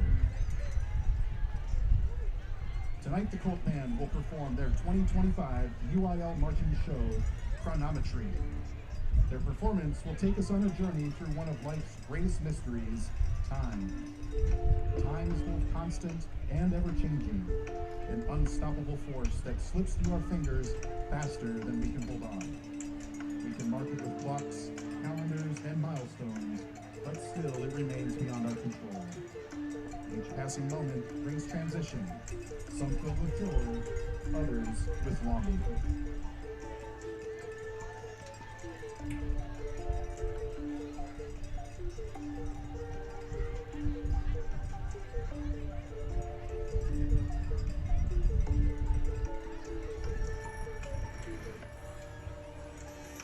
Featuring soloists Ben Carlson, Ben Reed, and Gabe Garcia, and under the field direction of head drum major Mark Bangs, senior drum major Jameson Adams, and junior drum major Aaron Shaw, please welcome to the field the spirit, pride, and tradition of Arlington High School, the Colts Marching Band.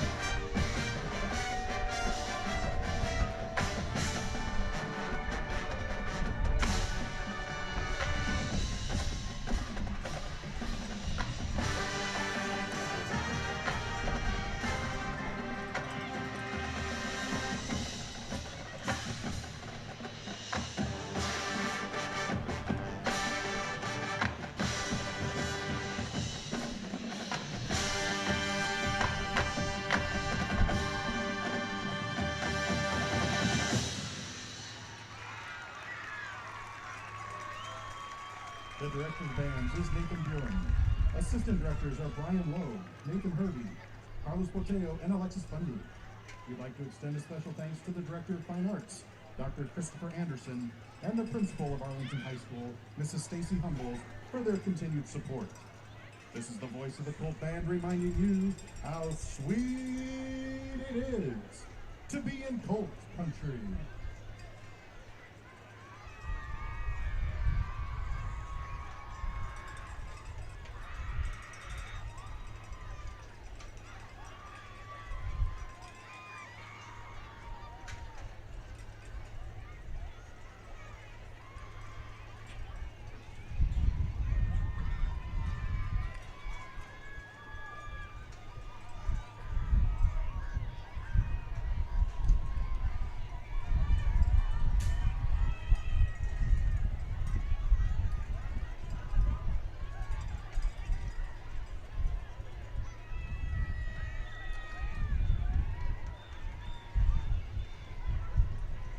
Darkness falls across the land. The midnight hour is close at hand. Creatures crawl in search of blood, and Viking fans to terrorize your neighborhood.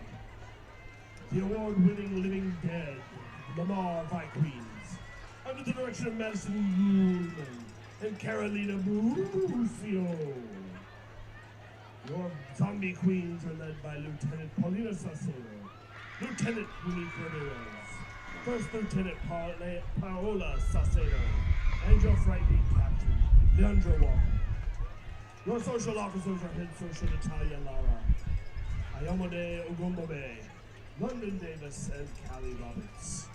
Zombie of the Week is Mackenzie Walker, and Spirit Zombie is Lene Harris. Our frightful educators of the week are Mr. Barbie and Miss Fuller. And though you fight to stay alive, your body starts to shiver. For no mere mortal can resist the evil of the Thriller!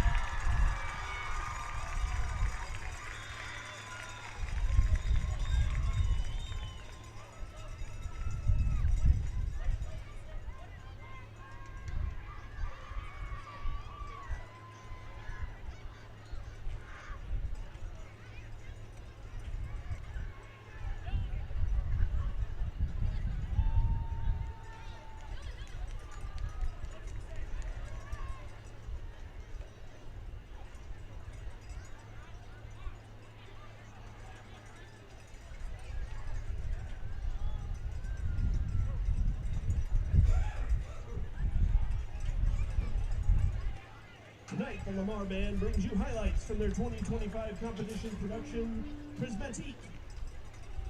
Featured soloists are Brody Reynolds, Ben Aiken, Reed Burnett, Aaron Lewis, and Jackie Guardano.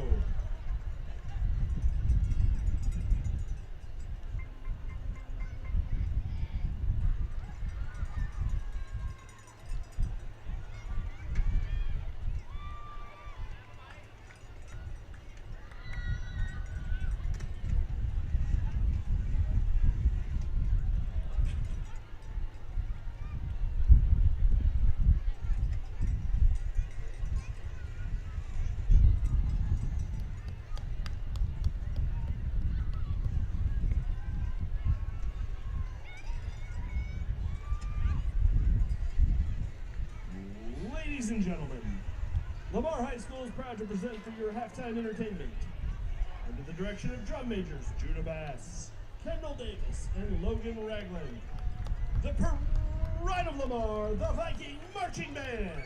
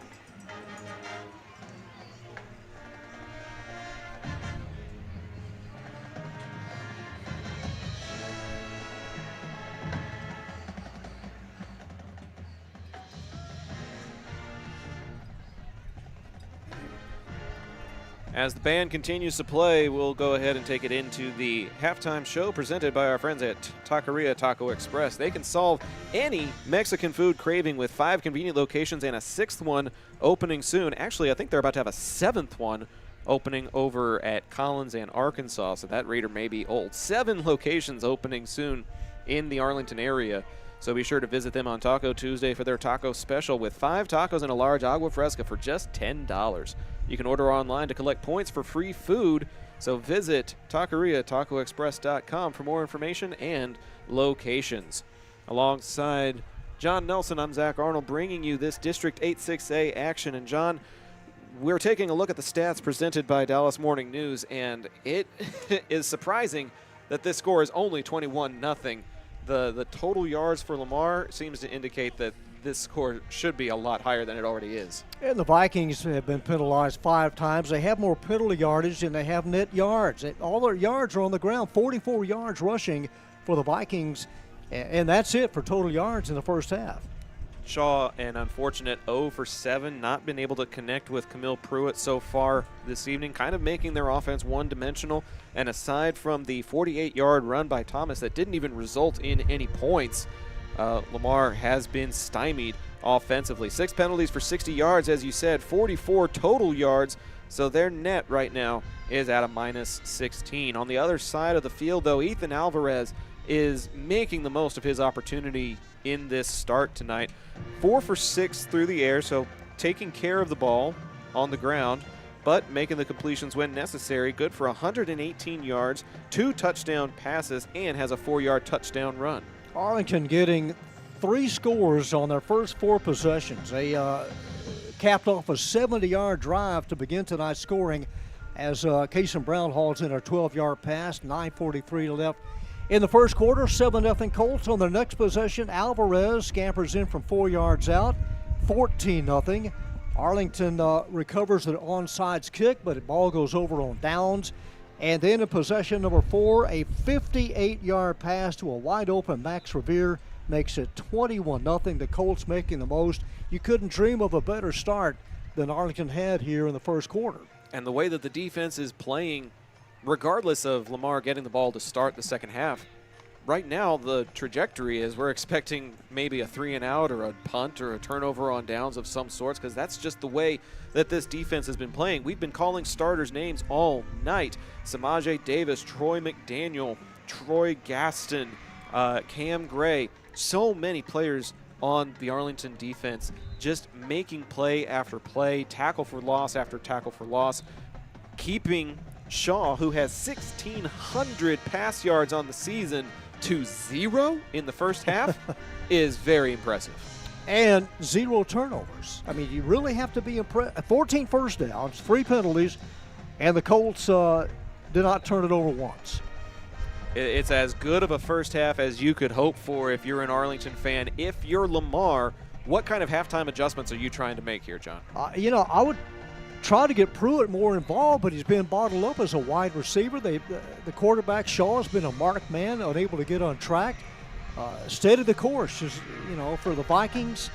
Again, I'd try to open it up, try to get the ball to Pruitt, maybe some swing passes to get one-on-one coverage, but they've got their work cut out. Across the district, it was Warriors versus Warriors for the scoreboard report presented by our friends at Ika Signs. South Grand Prairie won an afternoon matinee matchup at Glassby Field against Martin. The Warriors beating the Warriors 34-26. Meanwhile, over at the Gopher Warrior Bowl, it's Grand Prairie 21, Sam Houston 20 at the half. And the other game that's on the Zap Network, 17-7, Bowie with the advantage over Haltom on homecoming night as they are getting their second half just underway now. And the other big contest, Zach, in a couple of weeks, South Grand Prairie at Bowie. That game will be right here at UTA. And right here on the Zap Network as Arlington takes the field, getting ready to start the third quarter. While we have a moment, we're going to remind you that the third quarter of all Zap football games is presented by our friends at 1836 Home Inspections. Texans don't cut corners, and neither does 1836. When it's your home on the line, you need everything checked from roof to slab, inside and out. 1836 provides a Texas-owned, Texas-honest approach to find what others may miss, while offering sewer and septic line inspections, thermal imaging, and 11th-month warranty checks. Don't gamble with your biggest investment. Call 1836 Home Inspections to feel at peace with your choice. 817-382-2111. We might mention, Zach, that the Arlington JV is still undefeated. They're 8-0. They beat Lamar last night, 28-14, so the JV's undefeated. The freshman team also undefeated at Arlington High. The future is bright in Colt country, about as bright as the lights here in the heart of Arlington. You take a look at the surrounding neighborhoods, not quite as well lit as Maverick Stadium. The focus is here tonight on Thursday Night Lights. But if you squint real close, you can see the AT&T logo on the other side of town and some of the lights from Choctaw Stadium with that other pivotal district matchup getting its third quarter underway right now. You mentioned that we are very high. This is the only press box where you can look down on the blimp. We're that high. Very true. But we appreciate UTA's hospitality in making sure that we have all the accommodations we need to bring you the highest quality game possible.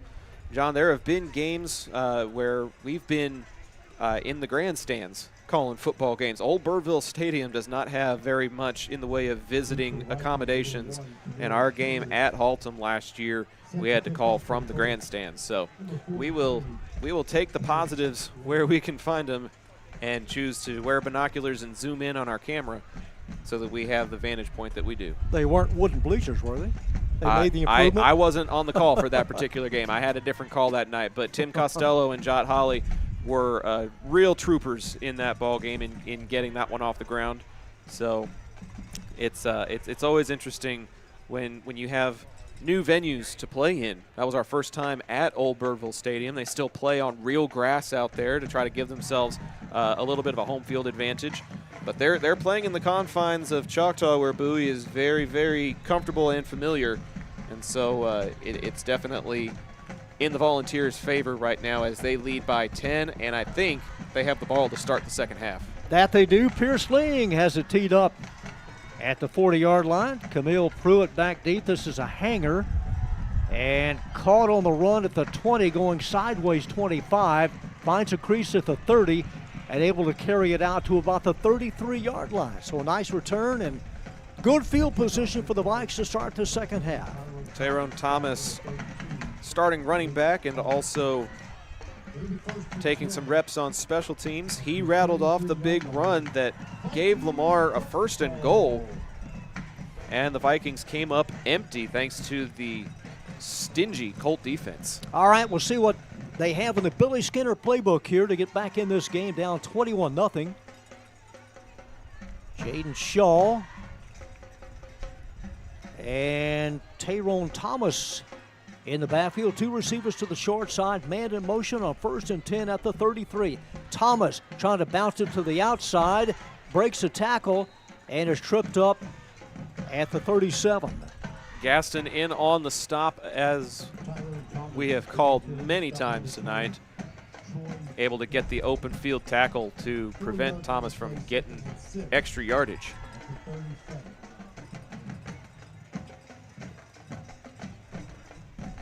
From the 37, second down, needing about 6. Again, he's going to deploy 2 receivers to the right. Pruitt by himself, wide to the near side.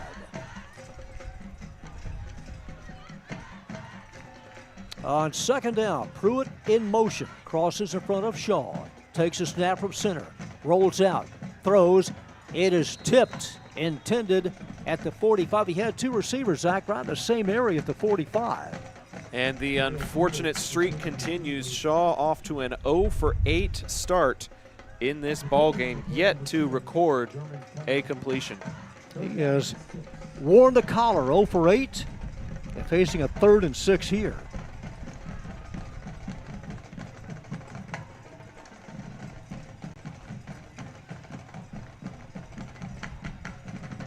Thomas now to the left.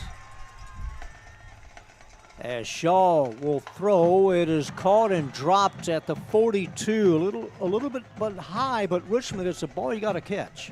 It's a very catchable ball, and you have to wonder if the receiver corps has a case of the yips, John, because an 0 for 9 start is not any way to give yourself a leg up in any football game of any level. And again, this is a guy that had almost a 60% completion rate coming into tonight's contest.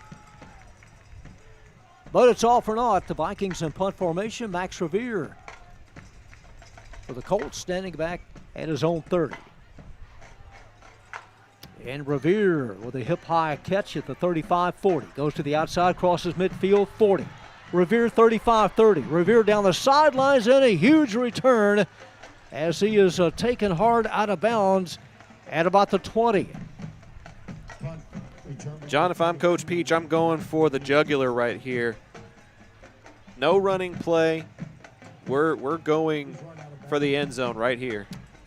It's about a 47-yard punt return. And that's one of those intangible stats that isn't going to show up on the Dallas Morning News statistics recap. Will probably show up on the all-purpose yards on their Max Preps page in a few days' time. But Revere definitely giving Arlington a leg up, just 2 yards outside of the Lamar red zone to start their first drive of the second half. From the 22, Colts moving from left to right. Empty backfield for Alvarez. And they're going to try to move over Cason Brown. And they do. Brown now switches and goes wide right. And still not quite on the same page as Jackson Nelson. May have been a little confused. Timeout taken. We'll take a timeout with them and be back with 1st and 10 for Arlington when we come back here on High School Football on Zap, presented by John Wade Roofing. A-frames that bring their A game. The next time you need to get your brand out to the community, go with the printers who are in your community, Eka Signs. With everything from wall signs to banners, printed tees to hats, Eka can even do same-day rush orders on select products. Visit ekasigns.com/shop to see their full list. That's ikasigns.com/shop. Eka Signs, a partner of Zach Arnold Productions.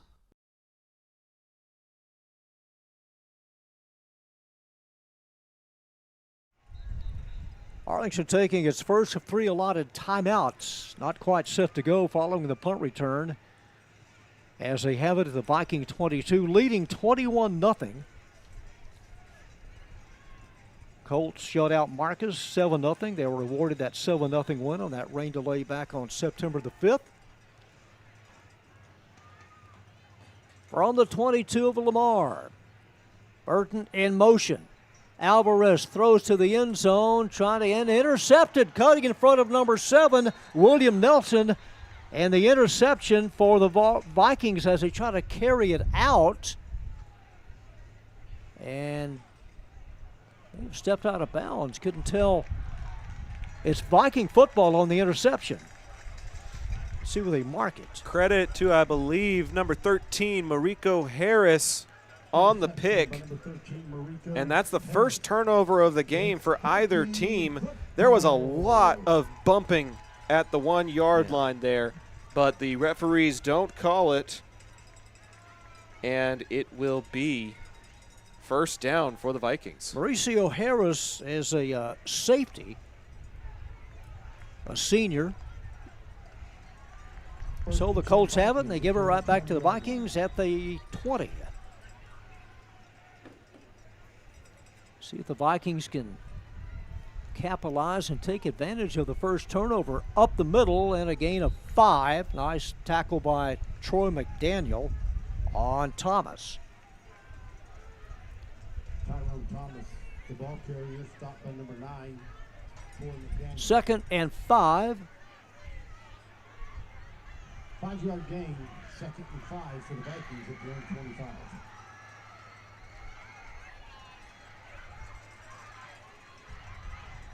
From the gun, here's Shaw.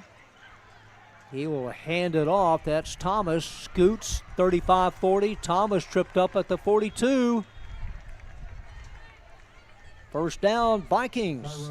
Tackle made by Luis Mendoza. Tackle led by number 12. Mendoza, one of those seniors on the defensive front that has his name called at least a dozen times a night. Always tries to find a way to get in on the action. Picks up another stop there. From the 43 of Lamar, trailing 21-0. Pruitt in motion. He gets the option toss to the near side. Pruitt side wide, 50, crosses midfield. Pruitt shakes off another defender and is ridden hard out of bounds at the Arlington 37. Looks like Davis in on the stop, and that option pitch to Pruitt is technically not a completion, even though Shaw was able to connect with him. That lateral keeps that completionless streak alive, but I don't think Lamar cares as long as they get first downs. Going to mark him out at the 35, so modest gain by Pruitt. That's Lamar's 5th first down. The keeper and another late pitch. Outside 30, 25, close to the 20. Oh, delayed pitch, but able to make the most of it.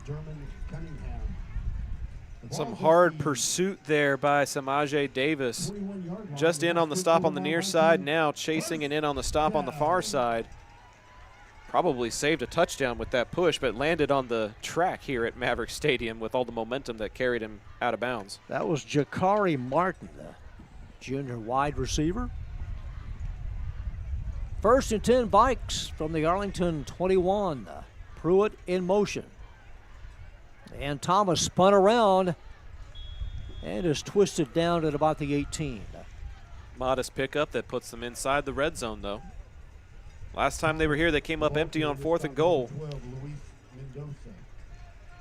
Mendoza credited with at least part of that tackle, at least 3 Colts in on that stop there. 2nd and needing about 7 from the 18. To the end zone. One-on-one coverage and able to reel it in and a Viking touchdown. That's Pruitt. First completion of the game, first touchdown of the game. Lamar is officially on the board. Camille Pruitt, his 8th touchdown catch of the year, his 45th overall on the season.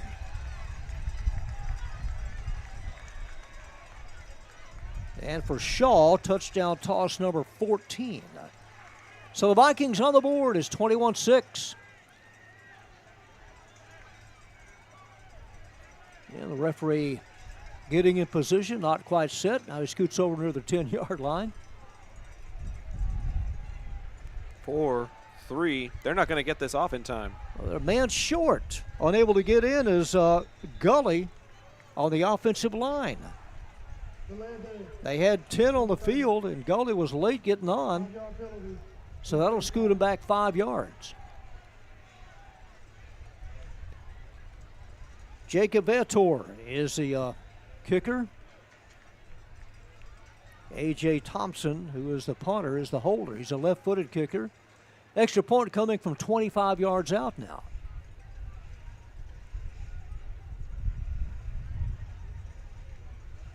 Spotted, up, and into the night.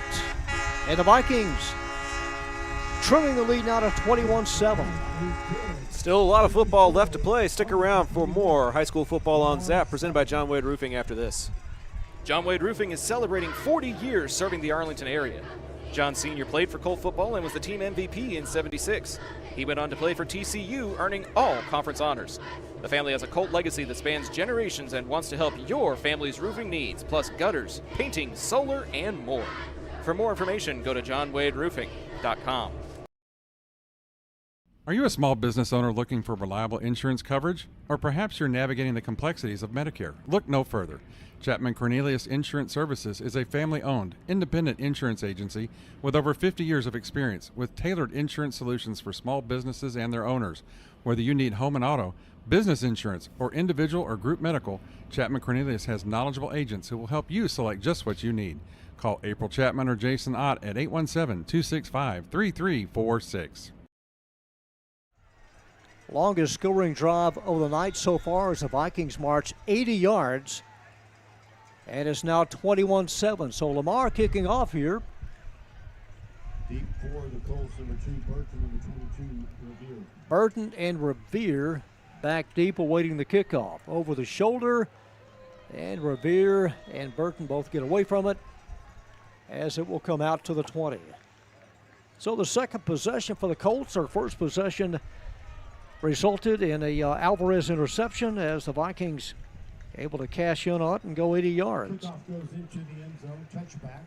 It's a fair point, John. Not only turnover, but points off turnovers. If you want to turn a football game around in a 21-point deficit, those are two things you have to do, and that is what Lamar did. Capitalized on Arlington's mistake with a good, clean, methodical drive, capped off with the first completion of the game for Shaw in a touchdown.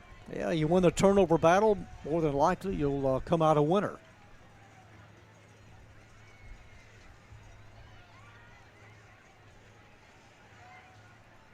So the Colts have it 1st and 10 at the 25. Empty backfield for Senior Ethan Alvarez. Burton in motion is tracked 25, 30, and taken out of bounds at about the 33. 8-yard pickup. There was a man in the backfield that wanted to stop him for a loss, but the speedy Burton able to hit the corner, and instead of a loss of 3, it's a pickup of 8. 7 yards on the play.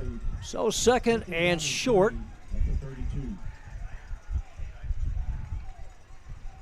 Jackson Nelson and 2 others wide right. That would be Alex Moore and Burton. The ball is now placed at the 33-yard line. Well, they move it up to the 32. I thought he went out of bounds near the 33, but they remark it at the 32. A quick pass caught in traffic. Burton, 45, and Burton close to the 47-yard line. It's a really good play call. You've been running it a good bit, Pass complete. but a short completion gives you the opportunity to put it quickly in your playmaker's hands and let him see what he can do with it, and he marches it close to midfield. Nice pass by Alvarez. Spotted at the 47. Arlington had 14 first downs in the first half. And we're almost halfway through the third quarter. 21-7, Colts on top. Burton in motion. The keeper, Alvarez, sidesteps the defender, evades another one to the 45, and is shouldered hard out of bounds at the 45. Big hit on your quarterback, and that's not what you want to see, especially with your starter down for the count. Shaharian Thurston, a junior defensive back, on that vicious hit right on the sideline marker. He tried to get to the corner to see if he could get up the sideline. Good pursuit there, but it's still a pickup of about 8. Second and needing 2 as they scrimmage from the Viking 45. 3 receivers wide right. Sideline tight to the left, the far hash mark. Another quick pass caught by Burton. Burton trying to get ahead of steam and is upset at the 40-yard line. But enough for another Colt first down. Well, and there's a flag on the play there too, John. It looked like the Lamar defender got up underneath the helmet of Burton to make the tackle. We'll see if they call this a personal foul on the Viking defense. If so, that'll put it near the 30, maybe the 25. Vikings were penalized 6 times in the first half. And it is a 15-yard march off, which will place it right on the 25. We mentioned it at the break, John. 6 penalties for 60 yards when you had a net of your offense of 44. You cannot commit that many penalties to stay in a ball game. Colts have now moved 50 yards on this current drive and threatening for more at the Lamar 25. Alvarez looking to the near sidelines, and a full timeout taken. The Vikings taking the timeout here with about 6.5 minutes to go in the third. We'll take a short one with them and be back in 30 seconds with more high school football on Zap, presented by John Wade Roofing after this. Taqueria Taco Express is the official taqueria of Zach Arnold Productions, with locations in Arlington, Grand Prairie, Waxahachie, and a new location opening in Mansfield. Solving your Mexican food craving has never been easier. Visit them on Taco Tuesdays for their special 5 tacos and a large agua fresca for just $10. Find out more by visiting taqueriatacoexpress.com. Colts have it deep in Lamar territory at the 25. Leading 21-7 as the Lamar D comes out. For the most part, they've run a 4-4-3. Sometimes they'll slide in that nickelback, make it a 4-3-4.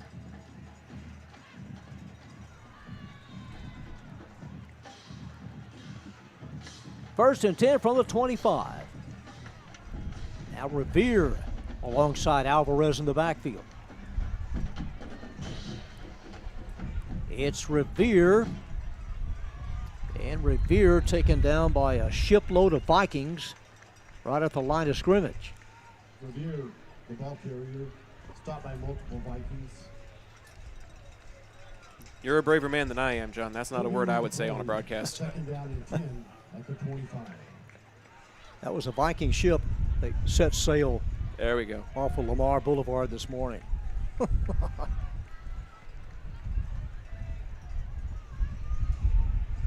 But the ship taking on water, down 21-7. Second and 10. Revere throws. It is a little bit too high. Intended for number 5, Alex Moore, the junior. Yeah, they were setting up for an underneath screen. A couple of the offensive linemen making their way downfield to serve as lead blockers. Alvarez just overthrew it. So 3rd and long, 3rd and 10 at the 25. You hate to be this close. And if you get any kind of positive yards, I would imagine Coach Peach is going for it on 4th. William Nelson has been kind of quiet. He's a slot back to the left.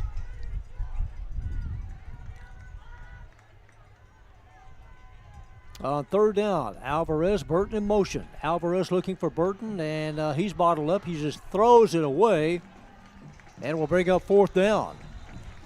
He was outside the tackle box, I think, and got it beyond the line of scrimmage. So I don't think we'll see a penalty here. Zebras are conferring exactly where that tackle box is. Lamar coaches on the field, finger pointing and reminding him where that line of scrimmage was. Now the referee comes over and the back judge. Yep. Low block. A low block. And Lamar will accept this penalty rather than let it be 4th down from the 25. This will put it back at the 40. I think Coach Skinner is counting on Arlington not converting this and his defense not committing a penalty that could result in a 1st down. If you get the stop here, instead of a 4th down attempt by the offense, they may elect to punt it away if you get this stop here on 3rd. An illegal block. The ball set at the 40. The line to gain is a 15. Was that 3rd and 30? 30. 25, 20, right at 20, it. 25. 3rd and a quarter of the field. From the 40. 3rd and a mile. Revere in motion, heads out to the left. Alvarez almost taken down, finds new life, throws on the run to the near side, and I believe it was picked off inbounds. 2 possessions, 2 interceptions. This one giving Lamar the ball back. Number 13 on the interception, Mariko Harris, heads to the student section to celebrate as Alvarez makes his 2nd mistake of the half.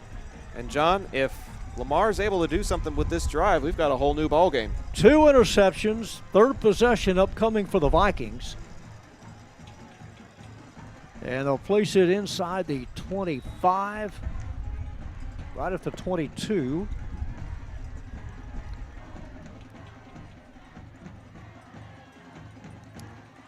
Up the middle, 30, 35, 40. Still inbounds, crosses midfield, and a nice run on 1st down, Tyrone Thomas. The misdirection fooling the Arlington defense. One of the few times that that's happened tonight. They all leaned in the direction of the option that was going to go to the open side of the field, and the running back took it up the near side for a big gain.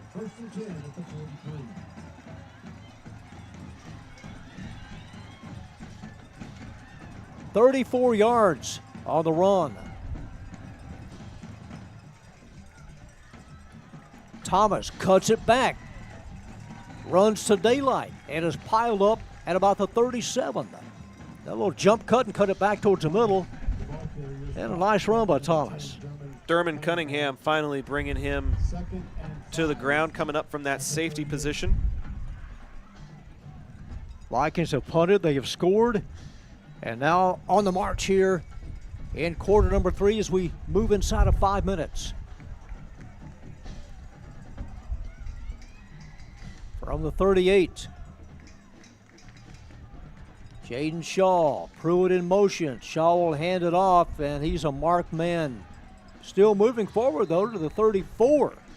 Well, they got to Thomas, but able to move ahead for about 2 more yards. Mendoza in on the stop along with Aaron Bishop. Couple of Colts having to bring him down, and it's enough to move the chains. First down number 10 for the Vikings. So they've had 6 first downs here in the third quarter.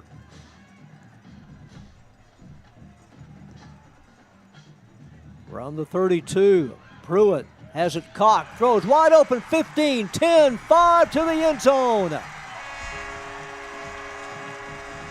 Number 4, Kamarian Richmond. And the Vikings have made it a game here, Zach. Blown coverage on the crossing route. Nobody was covering the receiver who lined up on the left side, came across the field. Easy pitch and catch for a quarterback who has been struggling to get completions in the first half, has 2 touchdown passes here in the third quarter. That touchdown coming a little over 4 minutes from the last Pruitt score.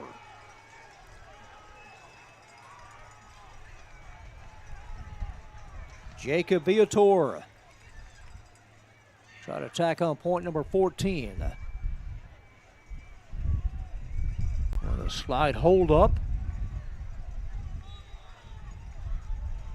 And now they're set to go. Here's the extra point, and the special teams for the Vikings trying to make it a 7-point game.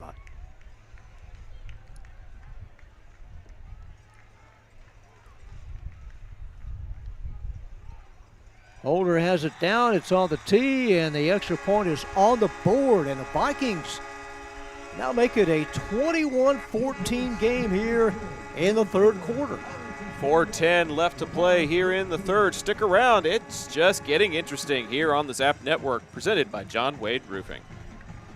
Modern West Windows and Doors is a partner of the Zap Network. They're also partnered with trusted industry leaders like Lowen, Weather Shield, and Simpas to guarantee quality product and installation. Whether you're searching for new concepts for your entryway, living room, dining room, bedroom, or even a workshop, Modern West has the solutions you're looking for.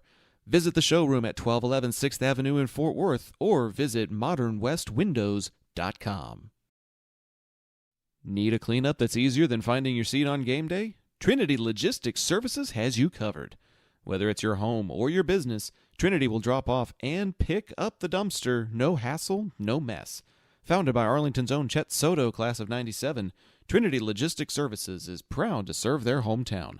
Call 817-693-1302 and let's tackle your next project together. The 2 Arlington Colt interceptions resulting in Lamar Viking touchdowns. 21-14 as the Vikings set to kick off.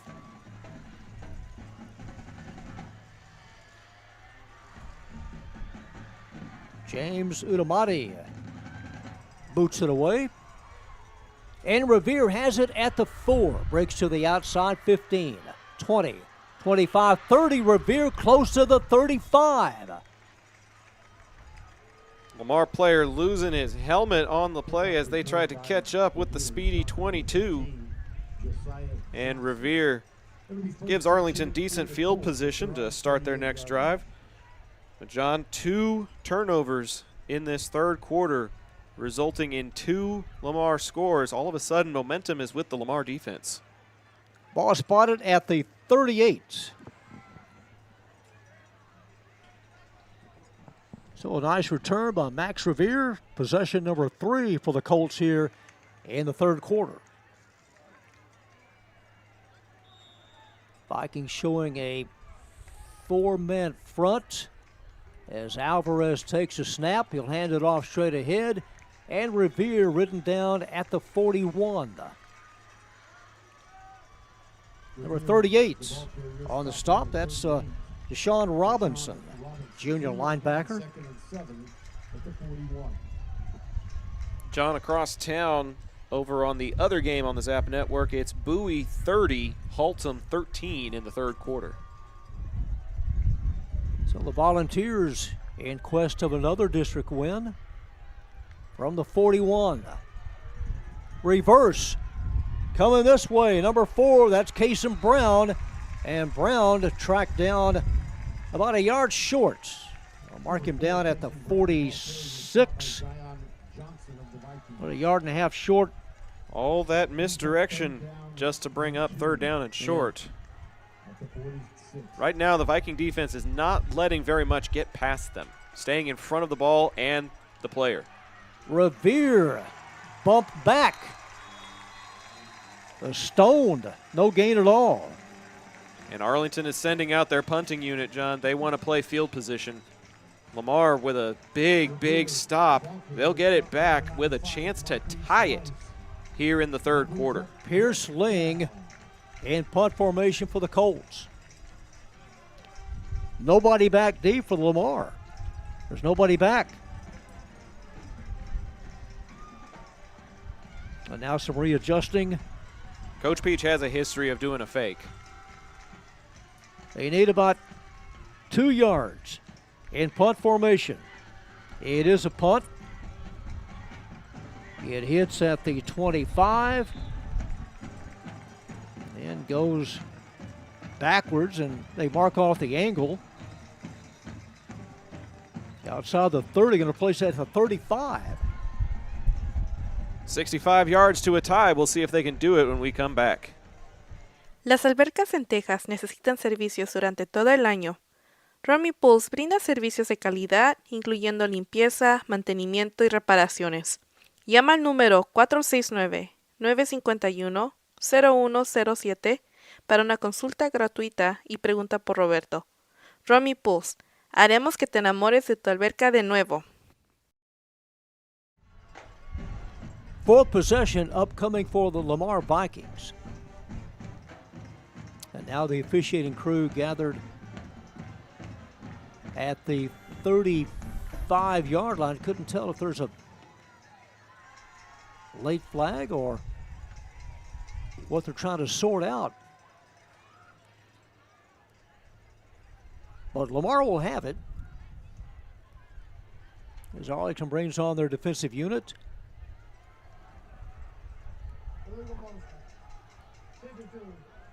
That penalty should be declined.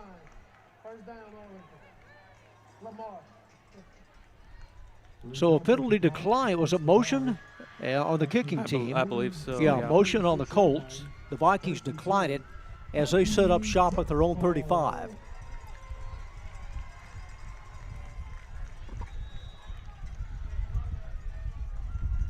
Shaw starts a man in motion. And Shaw on the option keeper, 45, crosses midfield. Shaw still in bounds and runs out of bounds at the Arlington 43. Finally run out by Troy Gaston, but Shaw able to recognize where the gaps were in the Arlington defense and outrun them to pick up a pretty good gain into Arlington territory. Now close to 23 yards on that gain.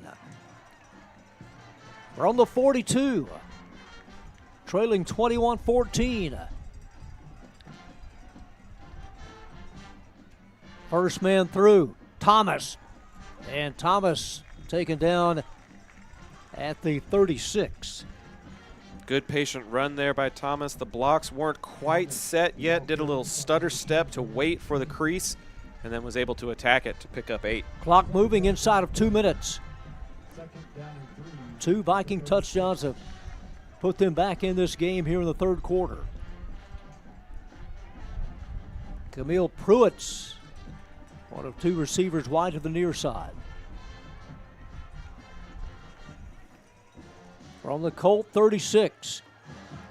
Deep pass towards the end zone and over the shoulder but out of bounds inside the 10. He had the look that he wanted, a lot of open greenery, one-on-one coverage, just could not quite put it over that opposite shoulder.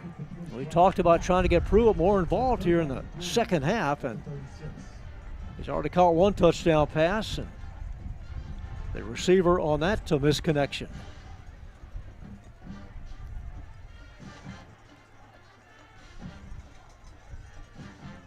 3rd and about 2. Into the grinder. And close to the line to gain for the first down, just near the 33. They're going to move the sticks. They needed 2, got 2 in about 2 inches. So the drive stays alive. 1st and 10, Lamar. Winding down close to a minute. Spotted at the 33. See if the Arlington defense can stiffen up here. Shaw, back to pass. He throws. It is caught at the 25. Drags the defender with him near the 20 and a late flag. After the play out of bounds. Anytime you do a wrestling-style tackle where you throw your man to the mat, they're going to throw that yellow flag every single time. It'll cost the Colts penalty yardage. That's just unnecessary roughness. Yep.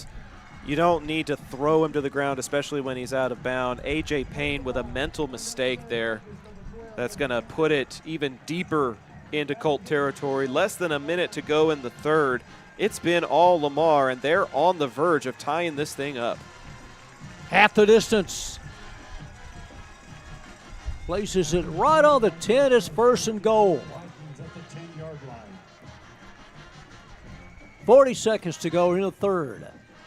1st and goal, Vikings, and the option keeper Shaw to the 5, spun down near the 1, and will be 2nd and goal just near the 1-yard line. He took Luis Mendoza with him. Mendoza made contact at the 5, and he just kept turning and plowing for an extra 4 yards. See if they get this play off with 12 seconds. They don't need to if they don't want to. Hands on the hips, I think they're content to end the quarter where it's at. They're going to flip the field and go 99 yards the other way as we head to the 4th quarter. 21-14 the score as we head to an exciting 4th quarter finish, and it's presented by Modern West Windows and Doors. See the difference their portfolio can make on your home by visiting their showroom at 1211 6th Avenue in Fort Worth or by going to modernwestwindows.com. Final 12 minutes after the break here on Zap. Looking for the most unique gift for your student or athlete? Local Legends Figures has you covered. The custom 6-inch figures are designed with you and your legend in mind. They even immortalize yours truly with a custom, never-before-used model to create a Zach the Voice figure for my 30th birthday. Huge thanks to our friends at Local Legends Figures. See pricing and place orders at locallegendsfigures.com. Taquería Taco Express es la taquería oficial de Zach Arnold Productions. Con un amplio y auténtico menú, satisface tus antojos o prepara tu próximo evento con nosotros. Visítanos todos los martes para disfrutar de Taco Tuesday con 5 tacos y un agua fresca por solo $10. Para encontrar sucursales cercanas o hacer pedidos en línea, visita taqueriatacoexpress.com. Jaden Shaw has kicked it up a notch here in the 3rd. The Vikings going for the equalizer. 2nd and goal from the Arlington 1. Handoff. And close to the double stripe and is denied. Shoved back at about the 1-foot line. 3, now 4 Colts. Unstack. No successful tush-push there as McDaniel, one of the first men on the attack. Also the D lineman, number 11, Aaron Bishop, helping push back number 20, Thomas. 3rd and goal. Bishop, a basketball standout for the Colts. 3rd and goal. Handoff and again denied.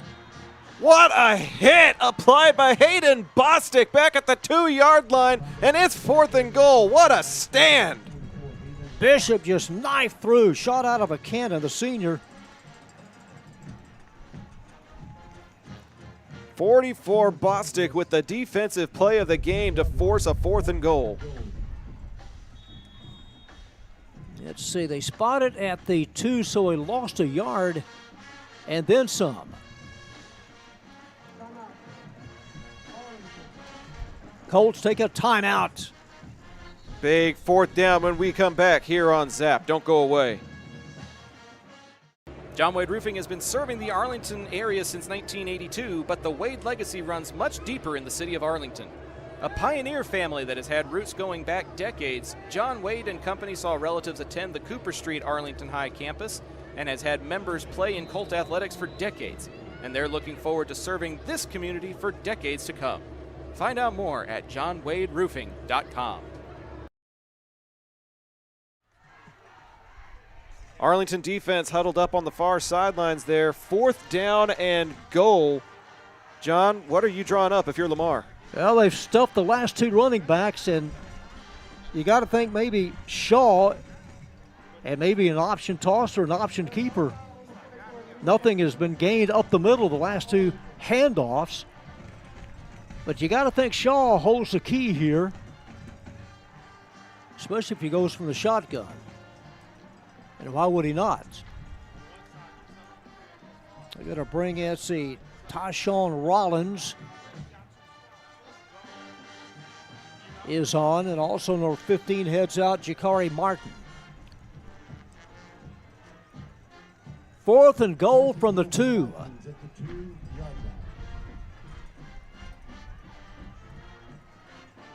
Pistol formation here. I'm looking for that option on the weak side. Jaden Shaw.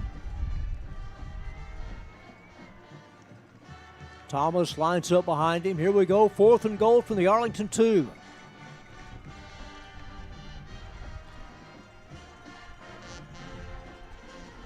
Shaw takes a snap. It's the option keeper, untouched.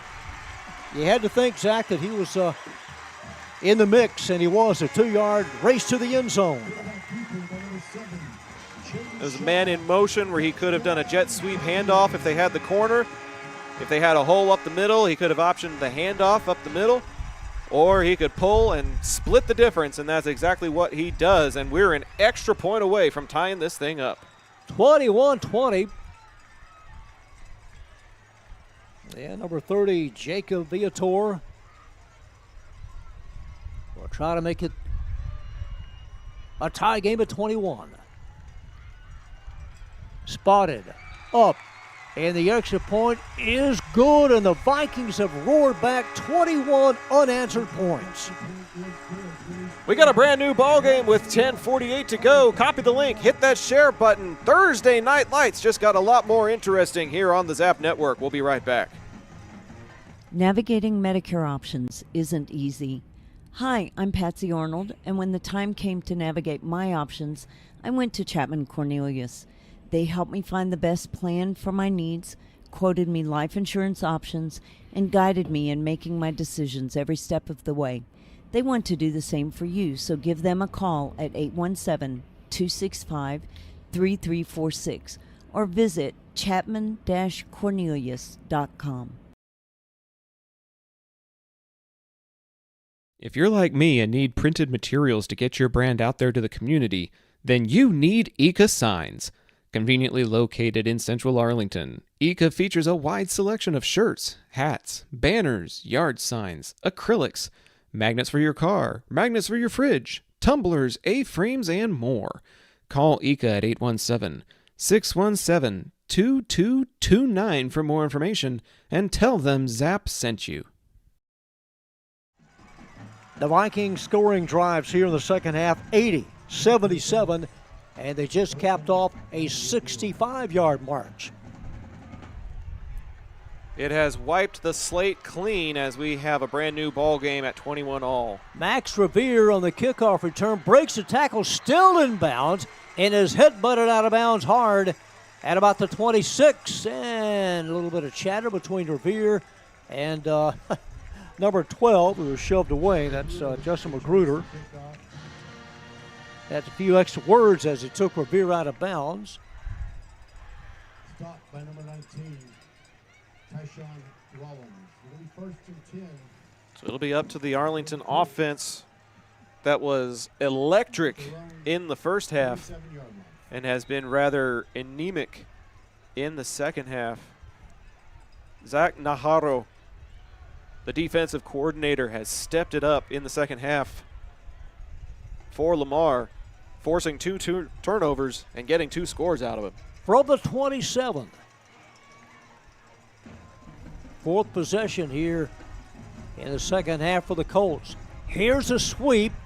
Slipped down and not much at all. Big throw on a flag from the back judge. He saw something that the man at the line of scrimmage didn't see. Looks like a face mask is going to get called against the Vikings. So that'll give the Arlington Colts a first down. 15-yard march off. Place it across the 40.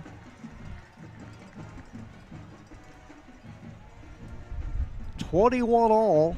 Again, 2 teams tied at 2-2 in district play. 55th meeting all time between these two. And John, in recent history, it has been a relatively close series. There was a game in 2020 that was a 10-point finish. In 2021, they went to overtime. And then a lot of offense, 70-54, the finish last year. These 2 teams know how to make it a competitive ball game. It wasn't close that first meeting back in 1971, 55-7, as the Colts took them apart that first game. Pass caught at the 45 in a crowd and maybe moving ahead an extra yard. Nice pass by Alvarez. Yeah, Burton able to lower his shoulder and fight for extra yardage on that one. Pickup of about 5 on the play. Colts inching towards midfield. Second down and 5. Under 10 minutes to go in regulation. We were just over a minute away from overtime in last week's game here at UTA, John, and then Jaden Bibbs connected with Jaden Harper. Yeah, 92 yards, coast to coast. They give him the 47-yard line, running play to the outside, and shoved out of bounds, maybe a half-yard pickup. John, I have to wonder if Alvarez has taken some hits in this ball game as the game continues to progress. We've seen less and less of the quarterback draw and the quarterback counter. It's going either to the sidelines or it's going to Revere up the middle. That's a good point, yeah. We have not seen very much of Alvarez's legs this second half. Jackson Nelson, Alex Moore wide to the near side. 2 receivers to this side, the west side. Hand off up the middle, Revere. Revere lowers his head inside the 45, gets yardage to the 43. You go with a 4-receiver set, force the defense to spread out, and Revere able to take advantage of that. And it looks like there is a Viking down on the field while they tend to him. We'll take a short break and be right back with the exciting conclusion here on the Zap Network. If you're like me and need printed materials to get your brand out there to the community, then you need Eka Signs. Conveniently located in central Arlington, Eka features a wide selection of shirts, hats, banners, yard signs, acrylics, magnets for your car, magnets for your fridge, tumblers, A-frames, and more. Call Eka at 817-617-2229 for more information and tell them Zap sent you. Zion Johnson was the injured Viking, able to walk off unattended. He was a newcomer of the year last season in the district. He's a junior. Colts have marched 30 yards now with his current drive. They have a 1st and 10 at the Viking 43. We're tied at 21. If I'm Arlington, I'm comfortable taking as much time off of the clock as possible and hoping you get points out of it. The sweep. Burton runs into traffic at the 40. They're only going to give him the 41 on that, John. He ran probably about 15, 20 yards sideways, but only made it about 2 yards upfield. Sets up 2nd and 8. 2 yards on the game, 2nd and 8 at the 41. Revere is an inside receiver to the near side on 2nd and 8. Alvarez will swing it out to the far side. It is caught and losing yardage. Number 6 right there for the Vikings, Ja'Cory Ellis. Yeah, nobody was being fooled on that swing pass to Jackson Nelson. It looked like it was set up in either direction where Alvarez had the option to either go to his left or go to his right. Burton was lining up to be a downfield blocker out of that left-hand side slot for Cason Brown, but instead he elected to go to Jackson Nelson, and they will lose several yards on that play. 3rd down and long. Yeah, what a huge play this is. 3rd and close to 14. 7:40.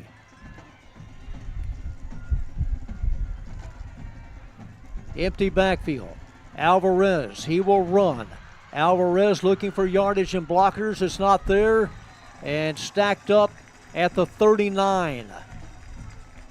It'll leave him about 7 yards short of 1st down.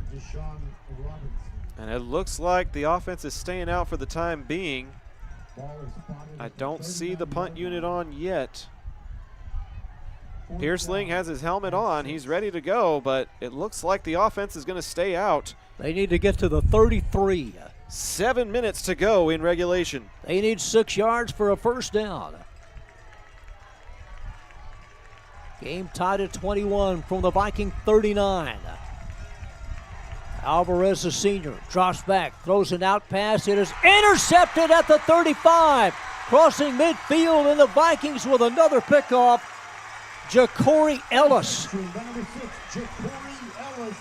That's exactly the opposite of what Arlington wanted, as Alvarez threw across the field on a lofty pass, and Ellis made him pay. 3rd turnover of the half, and the Vikings have the ball and all of the momentum. Well, I go back to last week. The defense had 4 takeaways, and 3 resulted in touchdowns. That's Arlington's 3rd turnover, and the Vikings set it up at the Colt 43.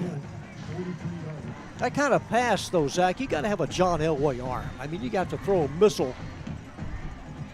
The Vikings played it perfectly. It was not a dart. It was undercut, and now it's 1st down in plus territory.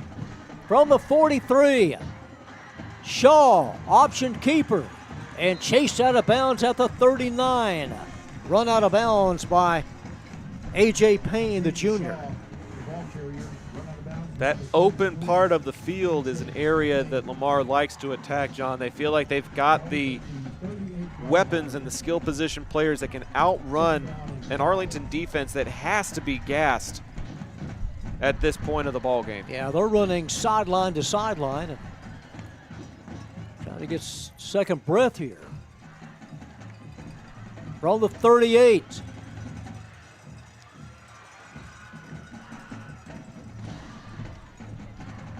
Shaw, pressure up the middle, throws towards the end zone, and it's batted away at the 5. Trying to get it to Pruitt.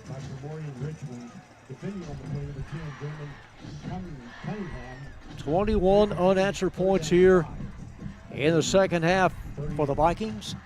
John, we gave Lamar 44 yards on the ground at halftime.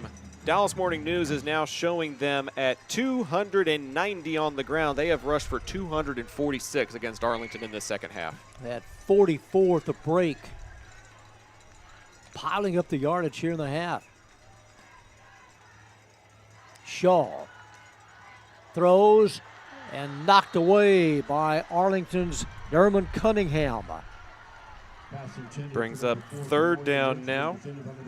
That is 4th down, actually. Yeah, 4th. I meant Richmond, not Pruitt. That ball intended for Richmond at the 5. So that one knocked down. Looks like Lamar opting to play field position here. So precious, the field position here in the 4th quarter. Final 7 minutes. 6:26 officially in regulation. Looks like Arlington may play the block. I don't see Revere in deep return. Nobody back. The Vikings in punt formation. And able to get it out of there. Hits at the 13, goes sideways, goes out of bounds. And the Colts will have it near the 11. First and 10 Arlington when we come back. From weekend cleanups to major projects, Trinity Logistics Services has the perfect fit for you. With dumpsters ranging from 10 all the way up to 30 feet, they handle both drop-off and pickup so you can stay focused on cleaning up the win. Call 817-693-1302 today and let Trinity Logistics Services help you score big on convenience and efficiency. Back to Maverick Stadium with just over 6 minutes to go in regulation. Alongside John Nelson, I'm Zach Arnold, bringing you what has turned into an exciting finish after a tale of two halves. Arlington's defense stymieing the Lamar run game, going into the showers and coming out of the break. Over 200 yards on the ground, resulting in a tie ball game. See what the Colts have in their playbook as a scrimmage from their own 11, game tied at 21. Max Revere is bumped back and is helped forward for about 3 yards. He was pulled ahead by number 9, Thomas, Jamarcus Thomas. Looked like Thomas got up underneath his helmet there. We'll see if a flag gets thrown.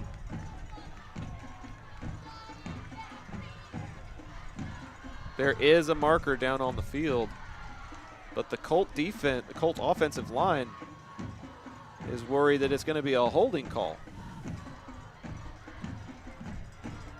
Well, now going over the options here. These may offset if there's a hold. There's no foul on the play for block below the waist. Number 7 was inside of the tackle box at the snap. So they're saying that William Nelson was inside the tackle box and therefore the block that he issued was legal. So the game stands. Clock rolling as we come up on exactly 6 minutes to go in the fourth. 2nd and 7, the ball at the Arlington 14. Second down at the 14-yard line.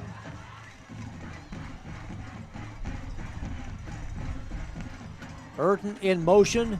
He takes a handoff looking for an avenue, and it closes hard. Thrown down at the 12. The Lamar front 7 is staying at home, John. They have good pursuit, and they are not letting those stretch plays go for extra yardage. Unfortunately, Alvarez has thrown 3 interceptions, and so you have a hard time recommending going vertical right now because when he does, it goes the other direction. Timeouts, the Colts have 1, the Vikings have 2.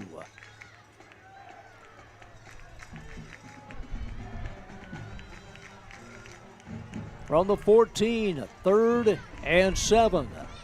Ethan Alvarez, and will go down at the 5, and 2 more Vikings make sure he falls down, and he does, in a loss of about 8. Deshaun Robinson, one of the first men in on the stop, assisted by Adrian Davis. And Arlington went the wrong direction on that possession, and Pierce Ling will have to punt it away from his own end zone. Officially a loss of 9. So the Colts will punt it away. Standing in midfield, Camille Pruitt, number 1. Ling 7 yards deep in the Arlington end zone.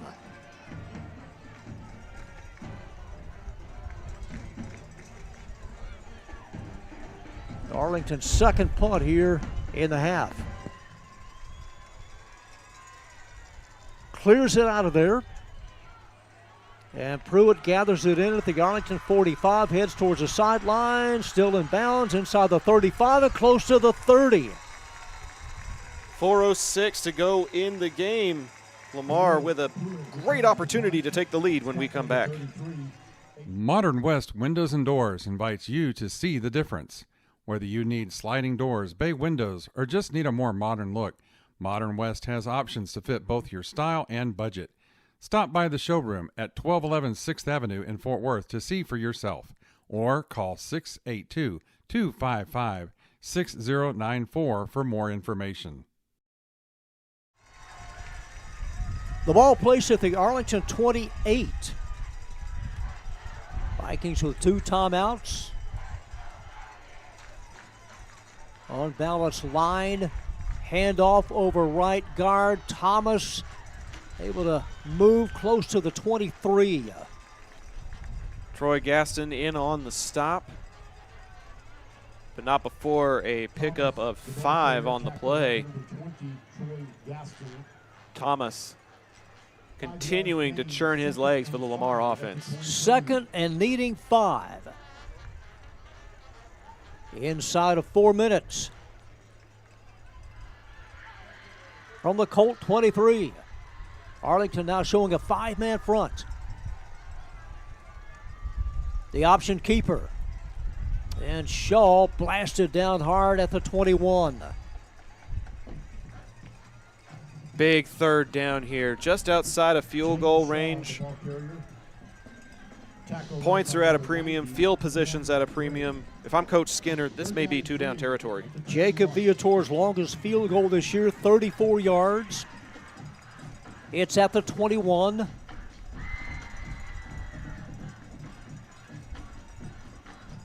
They need 3 here on third down.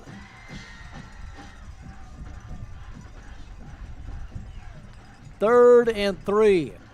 Shaw, keeper, first down and more, 15. Shaw 10, Shaw 5, Shaw into the promised land.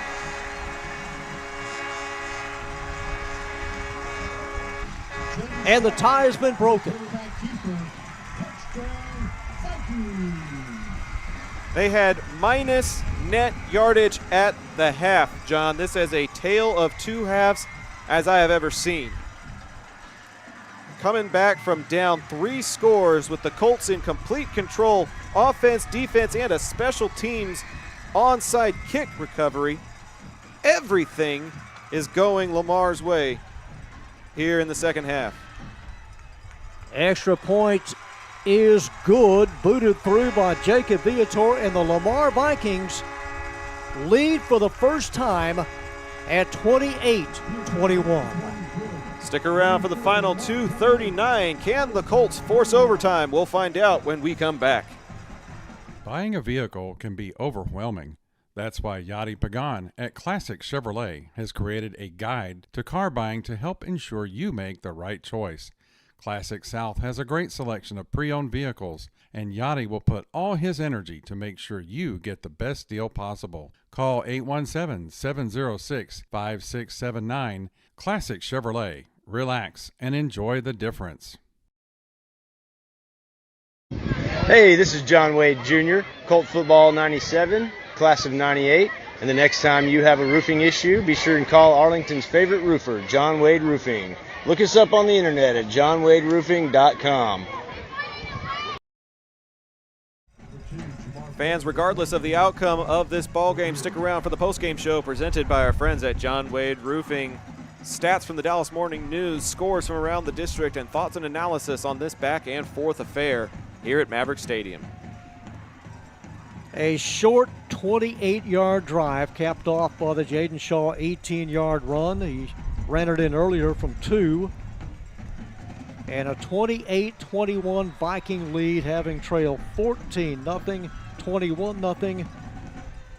2 touchdowns here in the fourth quarter. It's either a backbreaker or can the Colts come back? And this kickoff goes out of bounds.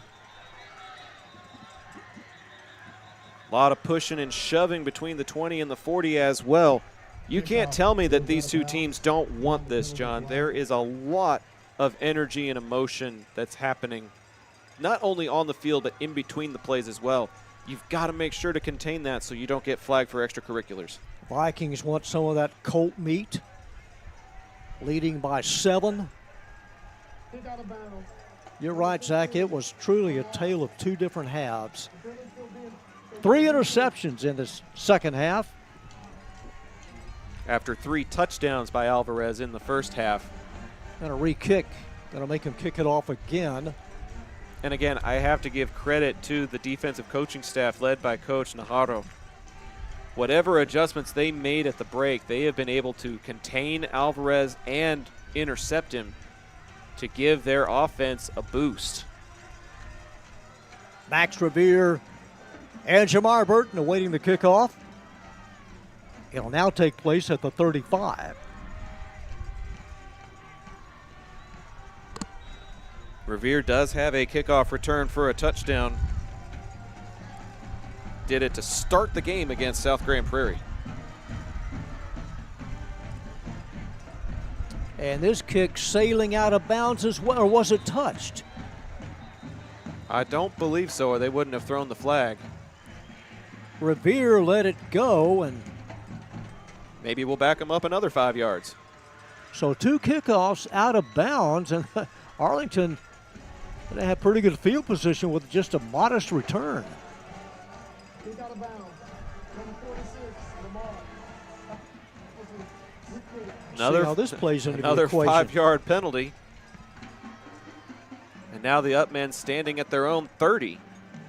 You can even get 10 to 15 yards of return. You've got it near midfield with 2:39 to go. You have 1 timeout remaining and the 2-minute timeout.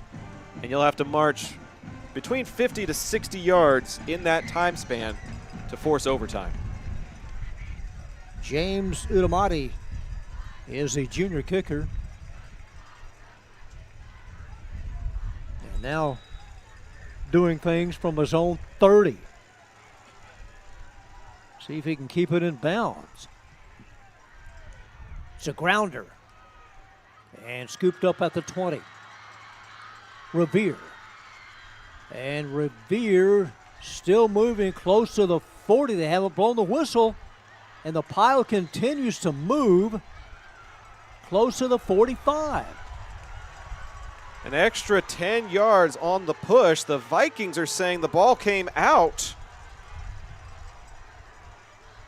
Well, they're pointing the other way. The Colts are also pointing they have it. And Lamar has recovered. The Vikings recover on the kickoff return. Burton asking if forward progress was stopped, pleading his case as the side judge pushes him away. His legs were churning, but apparently the ball was ripped away. And it is Viking football, and that's a dagger. With only 1 timeout and trailing, the Vikings could theoretically run this clock out on this possession, John. A kickoff turnover. And if it stands, well, boy, he is really hot, really livid. And now having to be pushed towards the sideline, you could throw a flag right here. They're letting him vent. Jamar Burton. Burton has gone to the sideline. It's Revere that's now yelling at the officials. It's just impossible to tell. Apparently the whistle did not blow. The pile continued to move. The ball was poked loose. And the Vikings have it at the Arlington 45. Now this could be a coffin slammer, no question. Leading 28-21. Thomas barrels ahead, gains 3.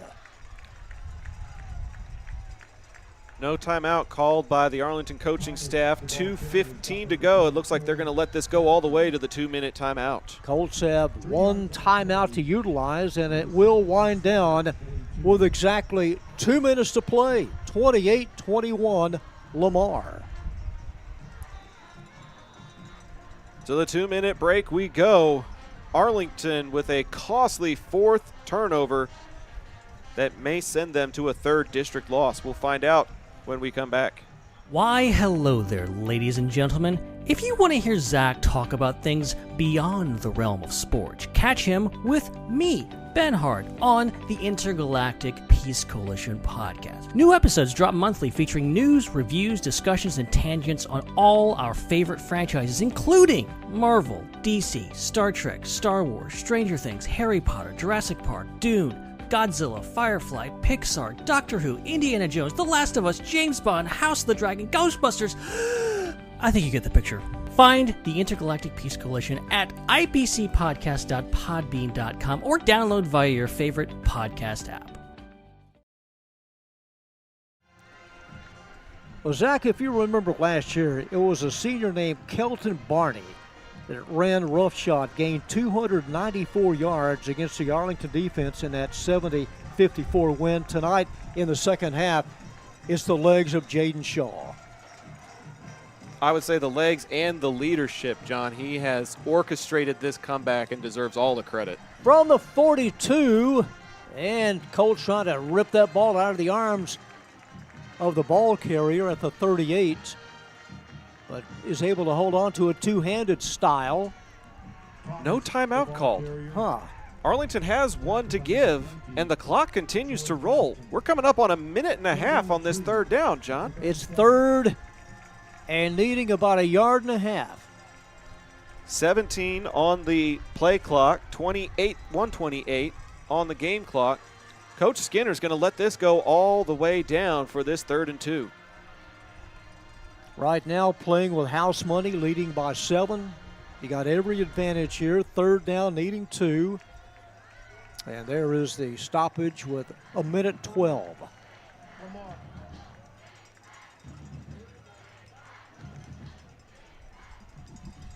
72 seconds to go. Arlington had the lead coming into this third quarter. And now here late in the fourth, the Vikings looking like they'll have the inside track to making the postseason. And John, that game against Martin at the end of the year is now looking like a win and in scenario for Arlington. They play Grand Prairie next week, and then 2 weeks they'll go to Glaspie, and you and I will be on the call for that one as well. We would expect Arlington to take care of business against Grand Prairie the way they have against teams like Sam Houston. But you got to think Bowie has, that's who Lamar plays next. If they tie, Lamar, having probably won this game, would have the advantage. Here's a first down, 30-25, adios. Touchdown, Lamar. Tyrone Thomas puts the exclamation point on this one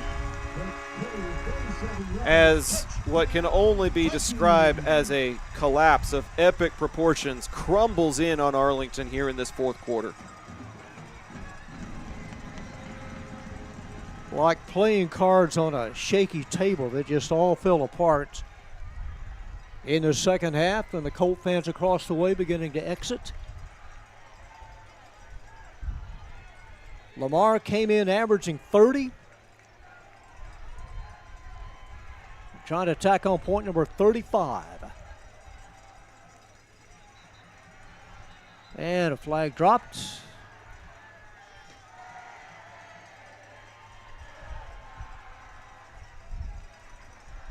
So the north side, they call it the North Star at LHS. Got to come away and pick up their 4th win of the year. District win number 3. 5-yard penalty on the extra point.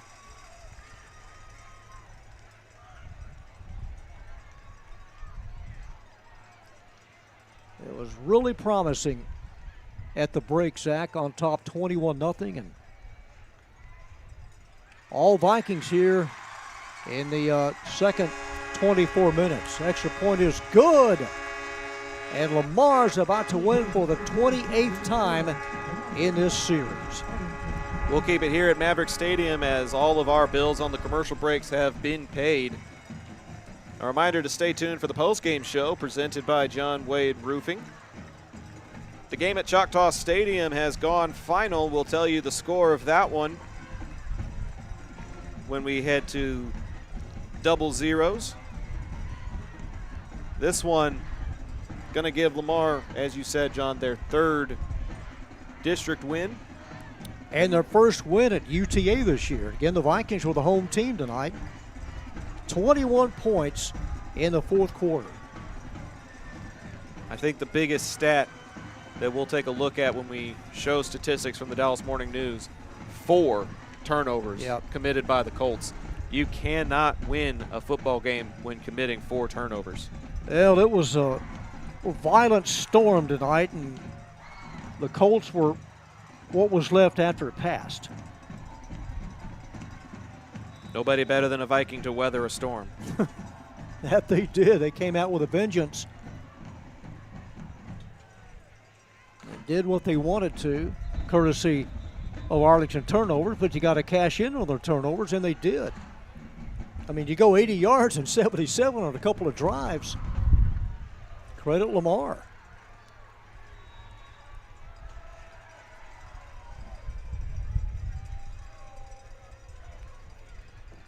And the Viking kickoff. And this one goes out of bounds at the 5. Next week on Halloween night, we'll have these Lamar Vikings playing against Bowie here on the Zap Network. And we'll also have coverage of Arlington Senior Night against Grand Prairie. Both of those games happening Halloween weekend. And then the week after that, Lamar finishes their season at the Gophers. Arlington finished their season at Martin. Both teams came into this one looking for a win so that they only needed to beat Grand Prairie to go to the postseason. Looks like that may go to Lamar. Arlington will have to win out if they want a chance at the postseason. That would be victories over the Martin Warriors and the Grand Prairie Gophers. And you know, Zach, when Martin sees his score tonight, that's going to pump them up to no win. Absolutely. Their game concluded before our game started. They played at 3:45 today, took one on the chin, but fought hard against South Grand Prairie. Came up on the short end of that one. All right, squib kick. And taken at the Colt 35, crossing the 40, and here come the Vikings to pile them up at the 42. That number 12 on the return, that was Mendoza. Exactly 1 minute to go until this one goes final, John. And then we'll go straight into the postgame show presented by our friends at John Wade Roofing. Some of the tail lights moving towards Mitchell Street here as we look to the south. At the 42, 1st and 10 Colts. Boy, you think about the practice ahead these next 2 weeks, Zach. What's it going to be like practice-wise? This is going to be hard to absorb. If you're a Colt fan, if you're a Viking fan, it'll be a happy week. It'll be spirited practices. New quarterback. He will throw, and it is caught at midfield. Aiden Niesel is the new quarterback. 5'10", 165-pound junior. Making his way up the depth chart a little bit with Craven still sidelined with that AC sprain. And before the play, a flag or a timeout. Can't tell. Scott Peach. Got to vocalize something with this quarterback, the junior.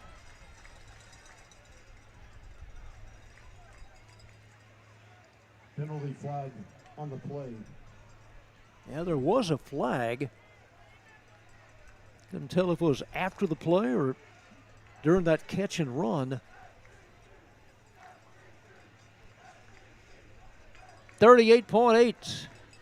And this one will be in the books. Well, it's already in the books. Cover about to be shut. Number 74, offense, 5-yard penalty, second down. After the penalty yards are assessed. So the Colts guilty of an offsides. And to avoid a 10-second runoff, they elect to take their final timeouts. It's really all academic here, Zach. I mean, I know you want to play it out, but one team frustrated, the other one just can't wait to celebrate at midfield. Billy Skinner will win his first game at UTA, coming off a big win over Sam Houston last week. And about to go to 3-2 and even up their season record at 4-4. 21 points in that first quarter, and then Arlington went silent after that.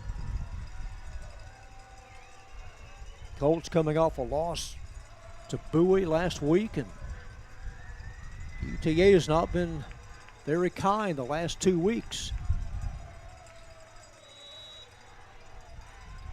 from the 46. Max Revere just tiptoes out of bounds, close to midfield. It's a smart play by the senior. He wanted to try to cut upfield. He knew that he was out of timeouts. And even though he wasn't going to get the first down, he got positive yards and got out of bounds.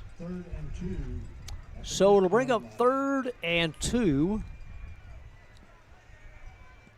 Again, the quarterback is Aiden Nessel, number 14. 5'10", 165-pound junior. Looking, throws deep, and is able to hook up with his receiver at the 35. Pass complete to number 4. 28 seconds. They're going to run up there and try to clock it. Nice catch by Kason Brown. Run play. Run play, and not much, maybe 4 yards. And that'll do it. They're going to try to get one more off here. And they haven't spotted the ball yet. Referee's late in putting it down. They finally do it to 31. 6 seconds. And this will be the final play of the game, whatever form it takes. 5.2 to go on the clock. Is this Ling for a field goal?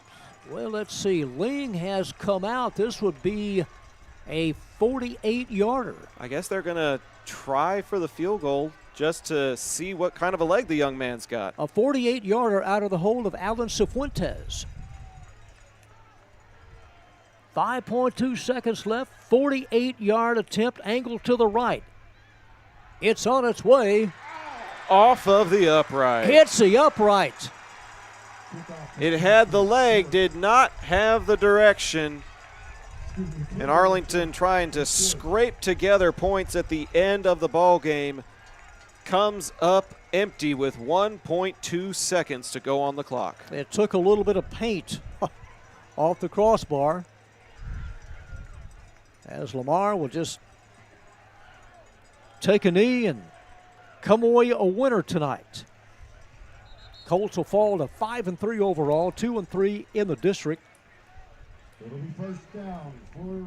And it'll be a win-out situation for Arlington. Have to beat Grand Prairie next week, which we expect, and then have to beat Martin in a rivalry game on the road at Glassby, a venue they have never played in. No, I haven't, and it's shaping up to be quite a finish, and that will do it as the quarterback just takes a knee, and the Lamar Vikings sprint out single file at midfield. They can't wait to cross and meet their crosstown rival and come away winner for the second year in a row. A winner last year at Choctaw and a winner tonight at UTA's Maverick Stadium. 35-21 the final. A little bit of pushing and shoving at that midfield stripe, John. There are definitely some hurt feelings and a lot of words being said. Well, we got a fight breaking out. We got some elbows thrown and some shoving, scuffle taking place. One of the Colts, two Colts have their helmets off. Looks like we may not be able to finish this handshake, John. They're going to turn around and head back to the locker rooms. Just email them. Game's over. And send some GGs in the chat later. Yeah. We'll go ahead and send it to the postgame show presented by John Wade Roofing. Some fun facts about John Sr. He played for Arlington High and was their team MVP back in 1976. He also played for TCU and UTA football, earning all conference and conference champion honors. After a stint with the Houston Oilers, he started roofing in 1982 and never looked back. His legacy on the gridiron is now matched by the legacy that his company has built in the community for over 40 years. The next time you have roofing needs or gutters, painting, solar, or more, call the family that does more at 817-265-5520. John, it was an absolute tale of two halves. I mentioned it during the broadcast. I'll mention it here again. Halftime adjustments absolutely went in the favor of Lamar. They found out something in the Arlington defense that they liked, and Shaw able to come alive and help orchestrate a comeback with 2 touchdown passes in the second half and 2 touchdown runs in the second half. As much as I don't like giving it to opposing players, he has to be our Trinity Logistics player of the game tonight. Yeah, engineered an 80-yard drive, a 77-yard drive and a 65-yard drive to tie the game at 21, and then scampers in from 18 yards, and Thomas covers the final distance for the Vikings. Put the capper, well, it was over 28-21. Then the Thomas, with 1:05 to go, 65 seconds left in the game, makes it 35-21. The Lamar Vikings pick up another win in this series. They're 28th down through the years. And 2 in a row after about 8 out of the last 10 had been in Arlington's favor coming up to that. Coach Skinner getting 2 in a row and gets his team 1 win closer to the postseason. In this district, John, you need 4 wins to be pretty much guaranteed a postseason spot, and they still have Grand Prairie on the docket. So even if they aren't able to do anything against Bowie next week, it looks like Lamar has the inside track to the playoffs. It's not an impossible feat for Arlington to make the playoffs themselves, though, but it's going to be tough to beat Martin 2 times in a row. It has been over 2 decades since Arlington has taken 2 in a row from the Martin Warriors. And the Vikings last tasted playoff success back in 2019. What about Halton? Now, Halton has to play Sam Houston to end the year. Correct. And then who do they have next week? South? I believe they do have South next week. I'll have to take a look at the game notes. But it's interesting that you mentioned Halton because they fell to the Bowie Volunteers tonight by a score of 30-20. And South Grand Prairie took care of Martin just barely by a score of 34-26. So it is starting to look like 2 weeks from now, South Grand Prairie versus Bowie will be for the district title. Well, the Colts coming off a frustrating loss, gathering as a team in unison at the 35-yard line, and you just got to think ahead. Coleman Cravens, it's, man. You need him back. Yeah, you really do. Those 3 interceptions all turning into touchdowns for the Vikings tonight. And, that's just a testament to experience. Alvarez came into this ball game just 5 for 17 on the year. And then in tonight's ball game, he goes 8 of 15. He did have a couple of scores in the first half, but like you said, 3 interceptions. And then Arlington's rushing attack was electric in the first half. They had 89 yards on the ground, and they only finished with 124, according to the Dallas Morning News. That means Lamar only gave up 35 rush yards total in the second half, completely shut down the scheme Arlington had. But your Colt defense can't give up over 200 yards on the ground. Correct. In the second half. Correct. That was 323 total rushing yards on the part of Lamar. Tyrone Thomas, 219 of those, and another 108 from Jaden Shaw, says the Dallas Morning News. So, yeah, you got to give credit to Lamar. They made the right adjustments at halftime and earned this 35-21 victory. And now Arlington has their backs up against the wall with 2 games left to play. Well, that's kind of what Billy Skinner preached to his team this week. He said you have to earn the right to win. And they sucked it up, and they did a number on the Colts here in the fourth quarter. That is exactly what they did. Those scores that we presented, it's a scoreboard report presented by Eka Signs. Jaden Shaw, the Trinity Logistics Services player of the game. The next Zap broadcast for Arlington High will be senior night against Grand Prairie, and our next Bowie game will be against these Lamar Vikings. So if you don't have any Halloween plans, hope you make some with us here on the Zap Network. John, any final thoughts before we call it a night? Just kind of what lies ahead for the Colts in the next 2 weeks. You can look at it, Zach, as kind of a cupcake with Grand Prairie. The Gophers are really down this year, and then, it's looking ahead. You don't want to look ahead to Martin, but you got to take care of business a week from Friday on senior night, and just climb back into the race. Grand Prairie does have a little bit of momentum as they defeated Sam Houston tonight by a final of 35-27. So Arlington with 2 straight losses going up against a team that has a little bit more confidence after the win. We'll have to see how that goes. But that's going to do it for us here at UTA Maverick Stadium. Cameraman Cam Wilcox on the production side of things. And John Nelson to my right, I'm Zach Arnold. Thanking you so much for tuning into tonight's game and for supporting local business and local broadcasts by your viewership. We hope you all have a great weekend and a great night.